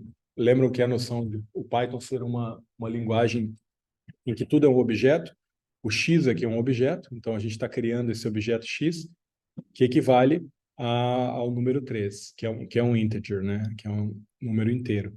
Então, a gente tem aqui o número 3, e com esse comando aqui, o type do objeto, a gente vê que ele é um integer. Funções básicas aqui, muito simples, né? As 4 funções básicas aqui, as 3 funções básicas da adição, subtração, multiplicação, não tem divisão aqui, mas a divisão é uma barra, e a exponencial. Aqui é uma forma interessante uma notação do Python que é bastante útil, que é quando a gente, na mesma linha, você não precisa usar duas linhas de código, x igual a 1. Quando a gente já tem a variável criada, a gente pode só adicionar um determinado número à variável que a gente já tinha. Então, a gente tinha uma variável criada que era 3, adicionamos 1, ficamos com 4, e assim a gente... ou então, o 4 a gente vai multiplicar por 2 e o igual... Então, essa notação é bastante útil em Python para a gente fazer cálculos numéricos com pouco código, assim, deixando ele mais limpo, tá? Bom, enfim, aqui a gente vê o float, né? Começamos com o float com uma casa decimal. Eu vou indo, tá, gente? Porque tem muita coisa, com o código é grande, e tem muita coisa básica que eu acho que vocês já sabem, assim. Se vocês não souberem alguma coisa, por favor, avisem imediatamente para a gente voltar e tirar dúvida, tá? Aqui estão os booleans que nós falamos antes, né? Então, o true e o false, né? E a gente usa muito os booleans com esses comandos de AND, os comandos lógicos, né? AND, OR, NOT, e tudo.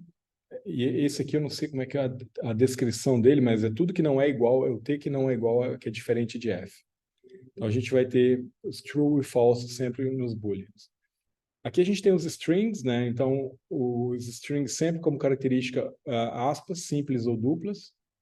Então, e aí a length da string é o número de caracteres, né? Então, a palavra hello tem 5 caracteres. Para a gente escrever uma frase, então, por exemplo, para a gente escrever uma frase, talvez gere um pouco de dúvida na hora de imprimir são esses diferentes formatos, códigos de formato em Python, que às vezes eles não são tão intuitivos, assim, o código é um pouquinho feio, mas são formas da gente imprimir texto e deixar o código mais legível. Tem um monte de recursos para manipular texto, então colocar com palavra maiúscula, minúscula, para justificar no centro, para a esquerda, direita, para trocar caracteres. Às vezes a gente tem um caractere que está duplicado e a gente precisa trocar. E, enfim, tem um monte de módulos aqui para a gente poder manipular texto.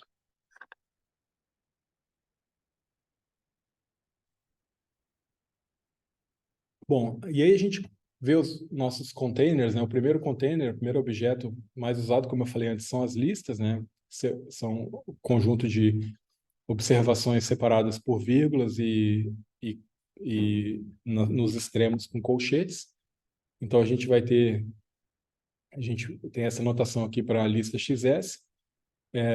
Veja que a gente pode, por exemplo, fazer slices ou partes, né? A gente pode pegar o segundo elemento da lista XS. Vejam que no Python a gente começa a contar no 0, no R a gente começa a contar do 1. Essa é uma diferença importante, tá? Então a gente coloca aqui, por exemplo, o 3, 1 e 2. O 3 é a posição 0, o 1 é a posição 1 e o 2 é a posição 2. Então tem que ter cuidado na hora de pedir, por exemplo, um número. Se a gente pedir, por exemplo, 3, não vai existir, porque a gente não tem 3 elementos aqui. A gente tem o 0, 1 e o 2, apesar de termos 3 elementos. Eu acho horrível isso do Python. O R é mais intuitivo, né? Porque você tem que começar a contar quando você vai contar alguma coisa, eu quero do número 1 ao 10. Eu tenho que começar do 1 ao 10, eu tenho que começar do 0 ao 11. É isso? Eu tenho que incluir o primeiro e excluir o último. Nunca é intuitivo, eu tenho que pensar antes, né? O R é mais legal, assim, eu quero do 1 ao 10. 1 ao 10. Acabou. O Python tem que falar, não, peraí, o 1 é o 0, na verdade. O 0 é o 1, o 1 é o 2. Isso é um pouco confuso, mas tudo bem. A gente não vai conseguir mudar isso. O append é para eu acrescentar elementos no final da lista, e o pop é para eu excluir elementos, então, do início, o último elemento da lista. A gente usa muito slicing, isso aqui no Python, para a gente selecionar determinado número, né? Então, por exemplo, aqui a gente criou uma lista com 5 números. Aqui é um exemplo do que eu acabei de falar. Os 5 números, ao invés de ser 1 a 5, vai ser 0 a 4, né, no Python. Não igual seria no R. Mas tudo bem. Então, a gente tem a lista criada aqui, os números são esses aqui, 0, 1, 2, 3 e 4. E aí os slices, então, ó, lembrando, como eu coloquei o 2, ele vai selecionar o terceiro elemento, 0, 1, 2. Então, ele inclui o primeiro número e exclui o último número. Tá? Então, como eu coloquei do 2 ao 4, ele vai pegar o terceiro elemento e o quarto elemento, porque ele exclui o último. De novo, uma parte que eu não gosto no Python, mas é assim, paciência. Então, é importante vocês terem essa noção. E tem várias coisas que a gente pode, por exemplo, pegar todos os elementos do número 2 até o final, pegar todos os elementos do início até o número 2, pegar todos os elementos. A gente pode começar também de trás para frente com os negativos e por aí vai. Então, diferentes formas da gente selecionar elementos. Bom, aí a gente entra na parte mais interessante, que economiza muito nosso tempo de vida, que são os loops. Então, a gente criou aqui um objeto que é uma lista de animais, e eu vou colocar para animal em animais, imprimir. Ele vai fazer um loop para cada elemento dessa lista. Então, ele vai pegar cat, dog, monkey, e vai fazer cada elemento dessa lista. Ele pode ainda também, usando a função enumerate, a gente pode criar um index para cada um. O index pode ser útil para várias coisas, para análise de dados, né? Então, a gente pode criar aqui esse IDX aqui, a gente cria no enumerate, ele vai fazer um índice para cada um. Então, a gente tem números, ao invés de simplesmente o objeto em si diretamente. Bom, as list comprehensions a gente vai criar também um objeto aqui de 0 a 4, e aí para cada objeto para cada um dos objetos desse objeto aqui, a gente está pedindo aqui um append para elevar ao quadrado. Então, a gente vai pegar cada um elevado ao quadrado, 0, 1, 4, 9 e 16. Então, ele faz para x em números. Esse valor aqui ele pode ser qualquer coisa. Eu posso colocar para cavalos em números. Não precisa ser o número, uma palavra exata. Ele vai saber que tem que fazer um processo iterativo. Tá? Aqui está uma versão um pouco mais simples. Aqui a gente pode colocar condições, né? Então, eu posso colocar um if, em que eu vou elevar ao quadrado, mas só para os números cuja divisão seja diferente de 0. Ou, desculpa, para números pares, não para números ímpares. Então, para a sobra aqui seja igual a 0. Então, a gente vai ter só números pares. Bom, dicionários, então, que é muito utilizado, tem essa notação por parênteses, parênteses não, chaves, e sempre a gente tem um key e um value, né? A gente tem uma chave e um valor. Então, o gato, cute, dog, furry. Então, a gente vai ter conjuntos de pares no dicionário. Então, se eu pego o elemento cat, ele vai me dar o valor cute. E eu posso verificar se o elemento existe no dicionário. Essa aula é bem monótona, né? Porque a gente vai ficar fazendo coisas bem simples, não tem nada. Acho que vocês vão rodando aí o código e vendo se tem alguma dúvida, enfim. Mas a gente pode substituir elementos do dicionário, a gente pode entrar com dados do dicionário, a gente pode imprimir elementos do dicionário, deletar elementos do dicionário com o comando del. Enfim, é um dos containers mais usados em Python. E a gente pode remover também as keys, né? São as chaves, então a gente pode remover. Então, é facilmente alterável isso aqui.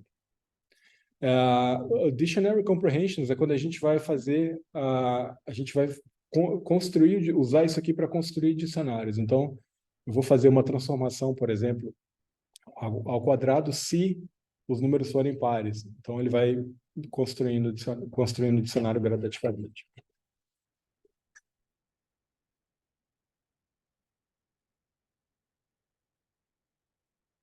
Bom, a gente viu que os sets, então, eles são conjuntos não ordenados de objetos, de elementos distintos, né? Esse é um ponto importante. A lista pode ter elementos iguais, o set não. Então, ele vai checar se os animais, aqui no caso, se eles estão A diferença entre o set e o dicionário é que no set a gente tem um key, uma chave e um valor, né? Um key e um value. Porque ambos começam com chaves. Só que no dicionário a gente não tem uma key e um value, a gente tem só o elemento separado. Tá?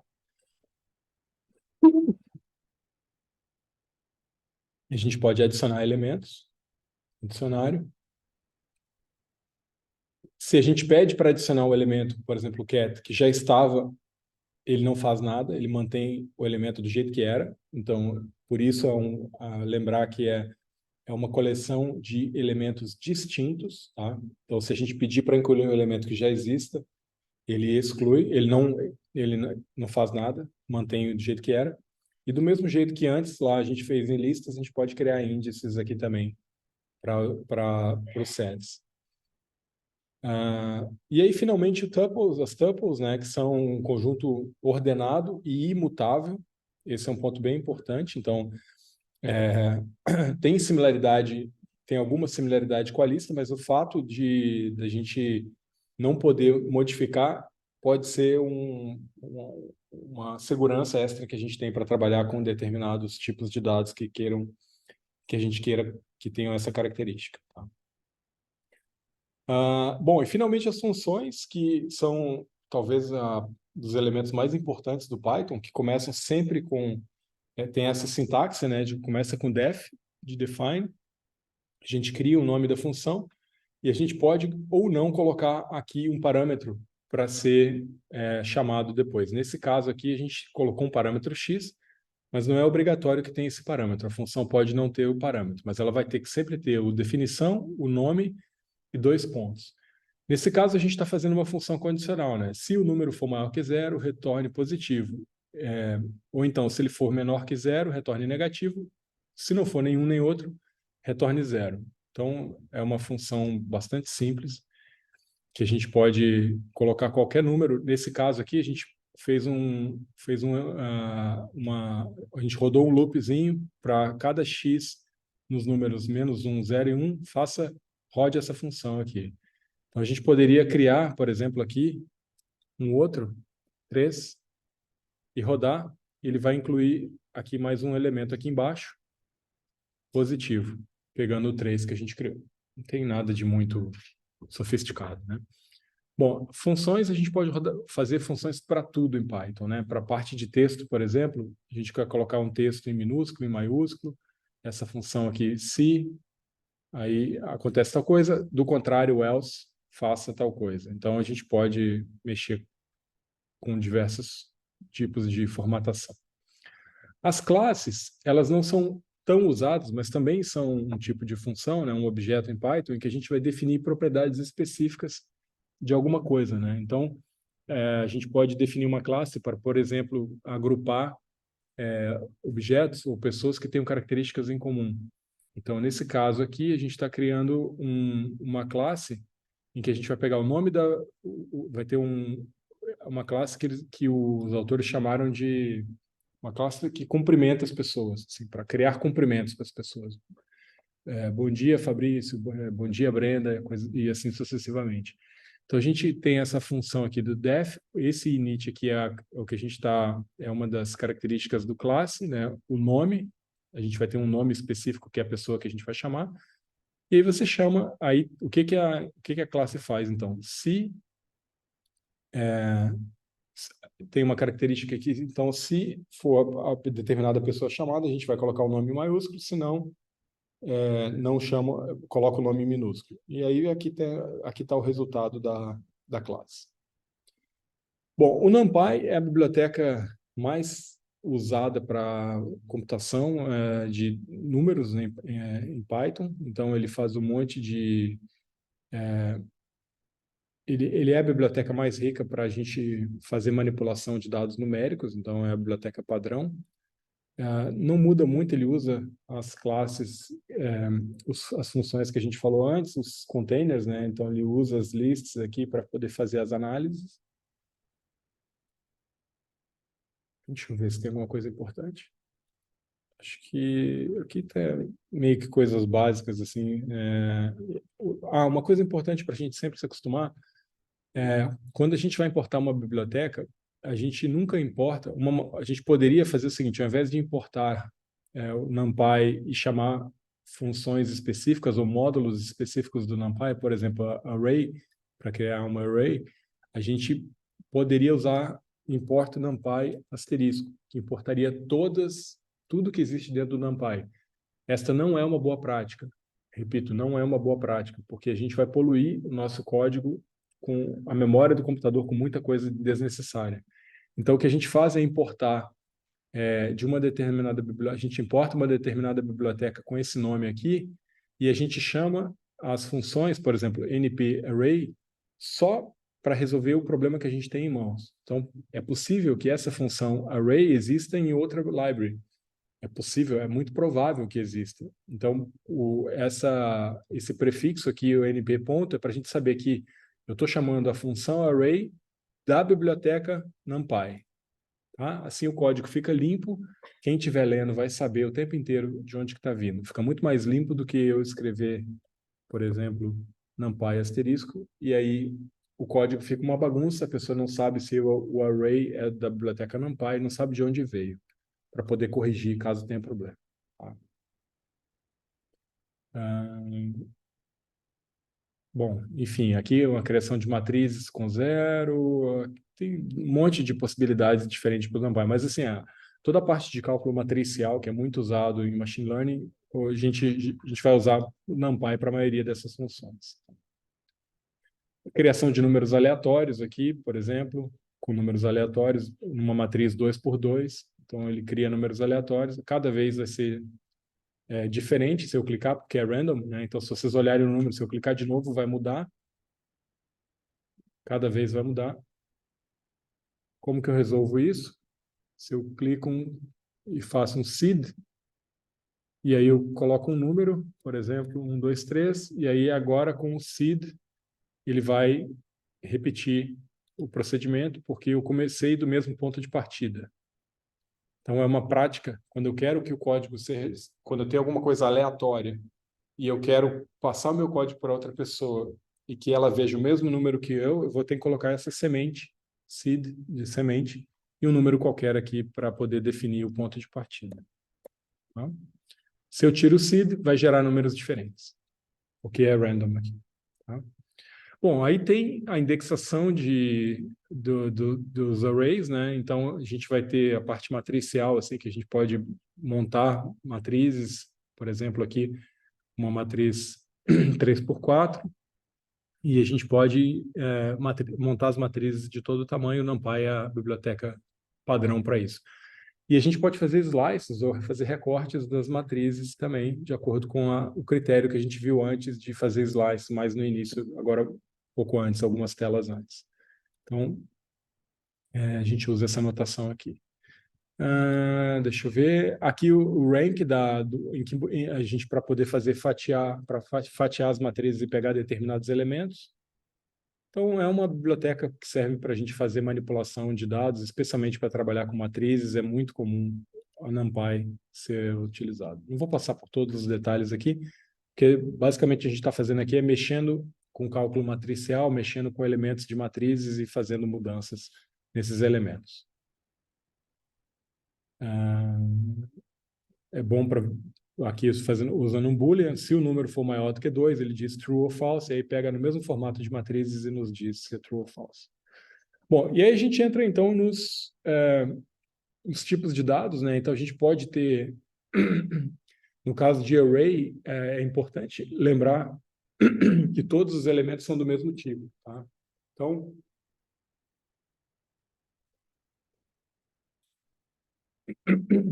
a gente tem que, em algumas situações, a gente vai querer deixar para o NumPy escolher. Por exemplo, 1 e 2 são integers, a gente já sabe que ele vai escolher como integer. Se a gente coloca 1 com decimal, apesar de ser decimal 0, ele também vai considerar como float, porque tem o ponto que caracteriza um decimal.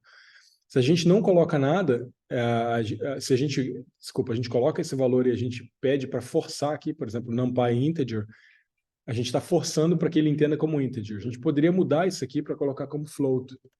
Poderia colocar como float. E aí, ao invés do tipo de dado aqui aparecer como integer, ele vai aparecer como float. Tá? Então, a gente pode forçar a barra e fazer isso acontecer. Bom, aí tem os cálculos matemáticos, adicionar, enfim, não muda muita coisa. A diferença é que a gente está com uma ferramenta específica e especializada para isso. O Python já faz muito, o Python, as funções nativas do Python já fazem muito disso aqui, mas esse cálculo aqui ele é mais rápido no NumPy porque ele tem uma arquitetura mais eficiente. Tem muita coisa do NumPy aqui para vocês praticarem, eu não vou passar por todas elas, tá? Mas toda a parte de cálculo de matrizes é feita usando o NumPy. Transposição de matrizes, inversão, tudo a gente pode fazer pelo NumPy. E finalmente o broadcast, que a gente pega o NumPy, então ele vai trabalhar com diferentes arrays, né, de diferentes formatos, e vai fazer operações aritméticas usando essa lógica de fazer com todos, né? Então é uma maneira eficiente de fazer cálculos rápidos em larga escala. Tá? Acho que podemos... Deixa eu ver se tem mais alguma coisa aqui. Toda a parte de vetores e matrizes, NumPy é o padrão. Último, né? Desculpem. Última biblioteca dessa brevíssima introdução, Matplotlib, que normalmente a gente importa como PLT, é onde é a biblioteca padrão do Python para gerar gráficos. É a mais usada, mas como eu disse antes, eu não acho a melhor. Assim. Acho que o Seaborn é melhor do que o Matplotlib. Mas a gente vai ter, então, como característica, então, sempre essa noção aqui do PLT, que é o prefixo do Matplotlib, ponto plot. E a gente vai ter um monte de tipos de plot, né? Então, Como é que eu sei os tipos que a gente vai ter? Se eu clicar PLT ponto, às vezes demora alguns segundos aqui no tab. Deixa eu ver se ele vai auto-preencher. Normalmente, pronto, demorou alguns segundos, mas ele auto-preenche. A gente tem aqui um monte de possibilidades. Olha o tanto de possibilidades que eu tenho associadas a... São um monte de métodos que a gente tem associados dentro do Matplotlib. Um monte de gráficos, formato de linha, formato de rótulos, etc. Tá? Então, isso tudo a gente vai chamar no PLT ponto alguma coisa. Então, criamos os dados aqui x e y, fizemos o plot, temos essa cara aqui. Aqui um pouquinho mais elaborado, seno e cosseno, mas também o que ele tem de diferente antes? Que tem coisas decorativas. Tem o label do x, o label do y, o título da legenda, seno e cosseno, e a legenda propriamente dita que está aqui no cantinho. Então, fica um gráfico bem organizadinho, bonitinho e tal. E aqui um plot interessante, que quando a gente quer criar subplots, assim, dividir um gráfico em mais de uma parte, a gente tem essa maneira de também usar no Matplotlib. A gente também tem a possibilidade, usando essa função aqui, subplot. Eu quero uma função 2, 1, 2. Então, eu quero quebrar em dois gráficos aqui. Lembrando que recomendo o Seaborn, não tanto o Matplotlib, acho mais fácil a sintaxe e os gráficos são mais bonitos. Vamos para o segundo exercício. Aqui a gente vai rodar o Pandas, então, que é a biblioteca padrão do Python para manipulação de dados. Tá? Então, vamos ver a versão que a gente está usando aqui. O Pandas sofreu uma modificação recente, acho que a versão que está rodando é 1.5 alguma coisa. Deixa eu esperar um pouquinho para ligar aqui. Aqui vocês estão vendo que ele está conectado, então ele está ligado, 1.5.3. O Pandas ele sofreu uma mudança agora, numa versão, agora coisa de um mês atrás, foi lançada a versão 2.0, que é bem melhor do que as outras. Então, se vocês puderem escolher, eu recomendo usar a versão 2.0. Está na 2.02, porque eles mudaram a arquitetura de funcionamento do Pandas e ele está muito mais rápido. Essa versão do Pandas está muito mais rápida do que outras. O problema de velocidade do Python é um problema crítico. O Pandas era muito criticado por isso, por velocidade, por ser ruim, e agora a gente tem essa versão que está mais rápida que a outra. Se vocês tiverem muitos dados e quiserem trabalhar com uma biblioteca para manipular dados que não seja tão popular quanto o Pandas, mas que seja mais rápida, hoje o padrão, ou pelo menos uma das mais usadas, é Polars, RS, Polar S, que é mais rápida que o Pandas, porque ela foi criada com uma uma arquitetura mais eficiente de manipulação dos dados. Bom, então, continuando com o Pandas. O Pandas, a unidade básica de trabalho do Pandas são o data frame e as séries. Né?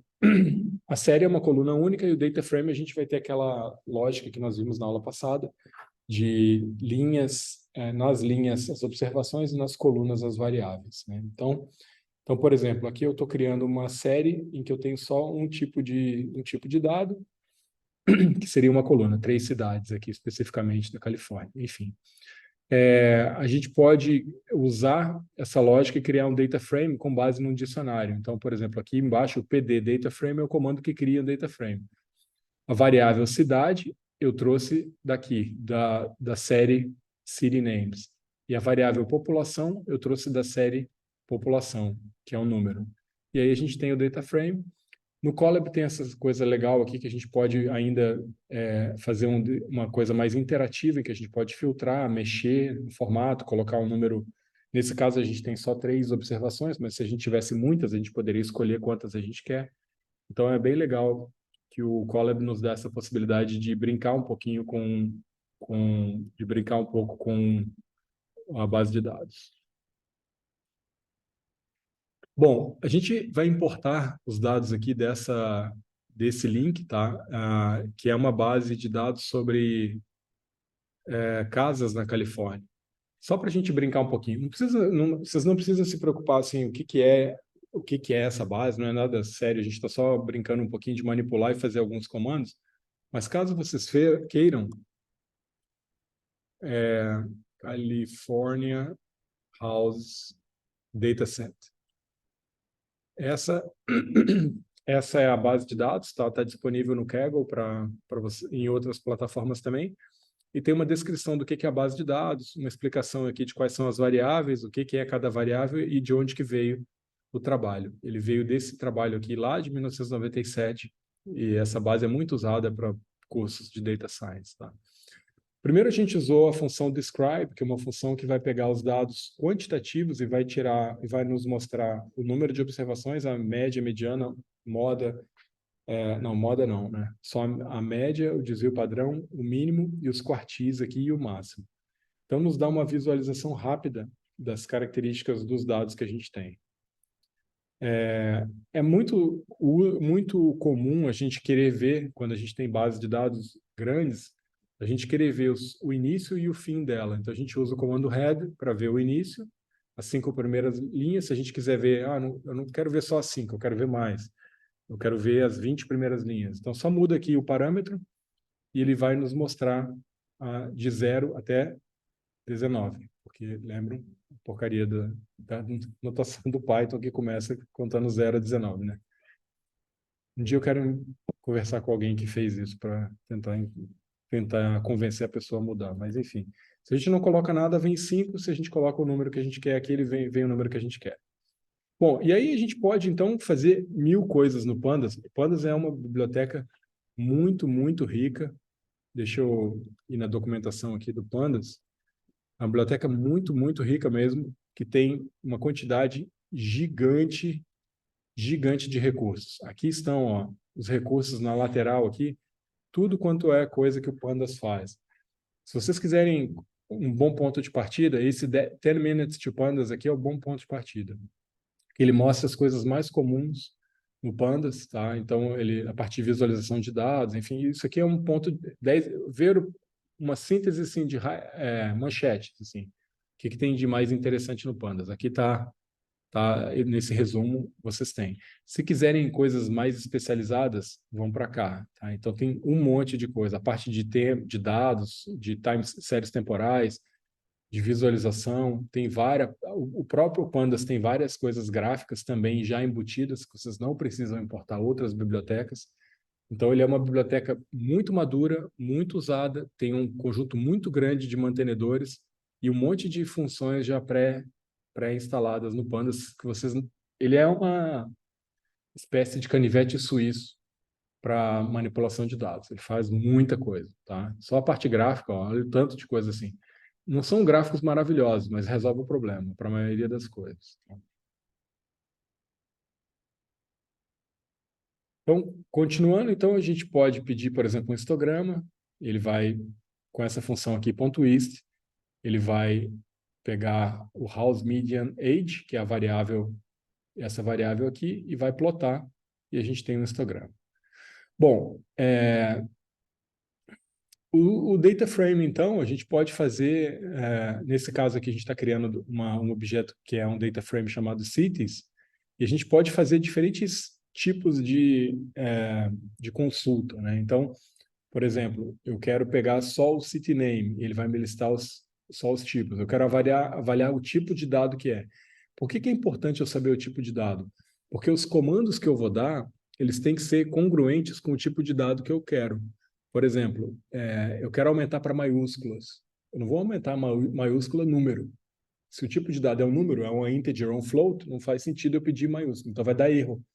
Então é importante eu saber o tipo de dado, porque dependendo se eu pedir uma coisa errada, ele vai dar uma mensagem de erro e, obviamente, eu vou perder tempo tendo que fazer um debug, né, para encontrar o problema. Tá?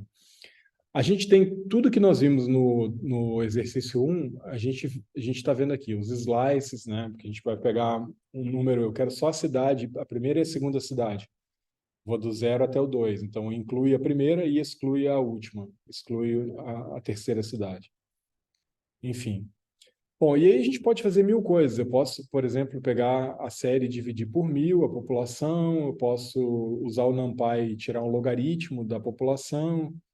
Eu posso aplicar um lambda para perguntar se o valor da população é maior do que 1 milhão de habitantes. Ele vai me dizer se naquela cidade, nas cidades ali, São José, São Francisco, que é maior ou não para todas elas, né? O Lambda faz esse processo interativo, né?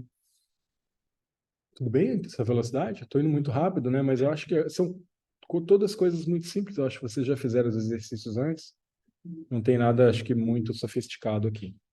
E a gente pode, então, criar novas variáveis. Então, por exemplo, né? Eu estou criando aqui uma variável nova chamada area, uma variável nova da base de dados cities, do data frame cities, da base não, do data frame cities, chamado area square miles. E aqui eu estou criando uma segunda variável chamada population density. E aí eu posso, então, pegar, o que eu estou fazendo aqui? A densidade, eu estou pegando a variável população e dividindo pela variável area square miles. E aí a gente tem, então, as duas variáveis novas criadas, além daquelas que a gente já tinha. Bom, enfim, e aí tem, a gente tem alguns exercícios aqui, se vocês quiserem praticar depois, né? Mas, por exemplo, esse exercício aqui é a ideia de criar uma boolean, então, condicional para pegar a área com mais do que 50 milhas e pegar cujo nome comece com sun. Bem bobinho, assim, mas, enfim, ela vai lá e pega daquela lista de cidades que a gente tem, essas três aqui que começam com sun e que tem mais 50 milhas de área. A parte de índices é importante para a gente fazer pedidos corretos, né? Então, por exemplo, os índices, eles funcionam com essa lógica de start, stop e step. São três campos que a gente tem no Python, né? Então, o início, o fim e qual é a dinâmica de evolução que a gente quer dentro da determinada base ou da série que a gente está trabalhando, né? E a gente pode usar, então, por exemplo, aqui uma ideia de reindexação para reordenar as linhas. Então, eu quero número... aqui é só para reindexar, não é para fazer slice, né? Então, eu estou querendo mudar reindex, colocando o número... Aqui era número 2 em primeiro lugar, aqui era número 0 em segundo e aqui era número 1 em terceiro. Então, mudou a ordem e os índices estão aqui do lado. O índice ele é uma forma de ordenamento que a gente tem para consultar depois, tá?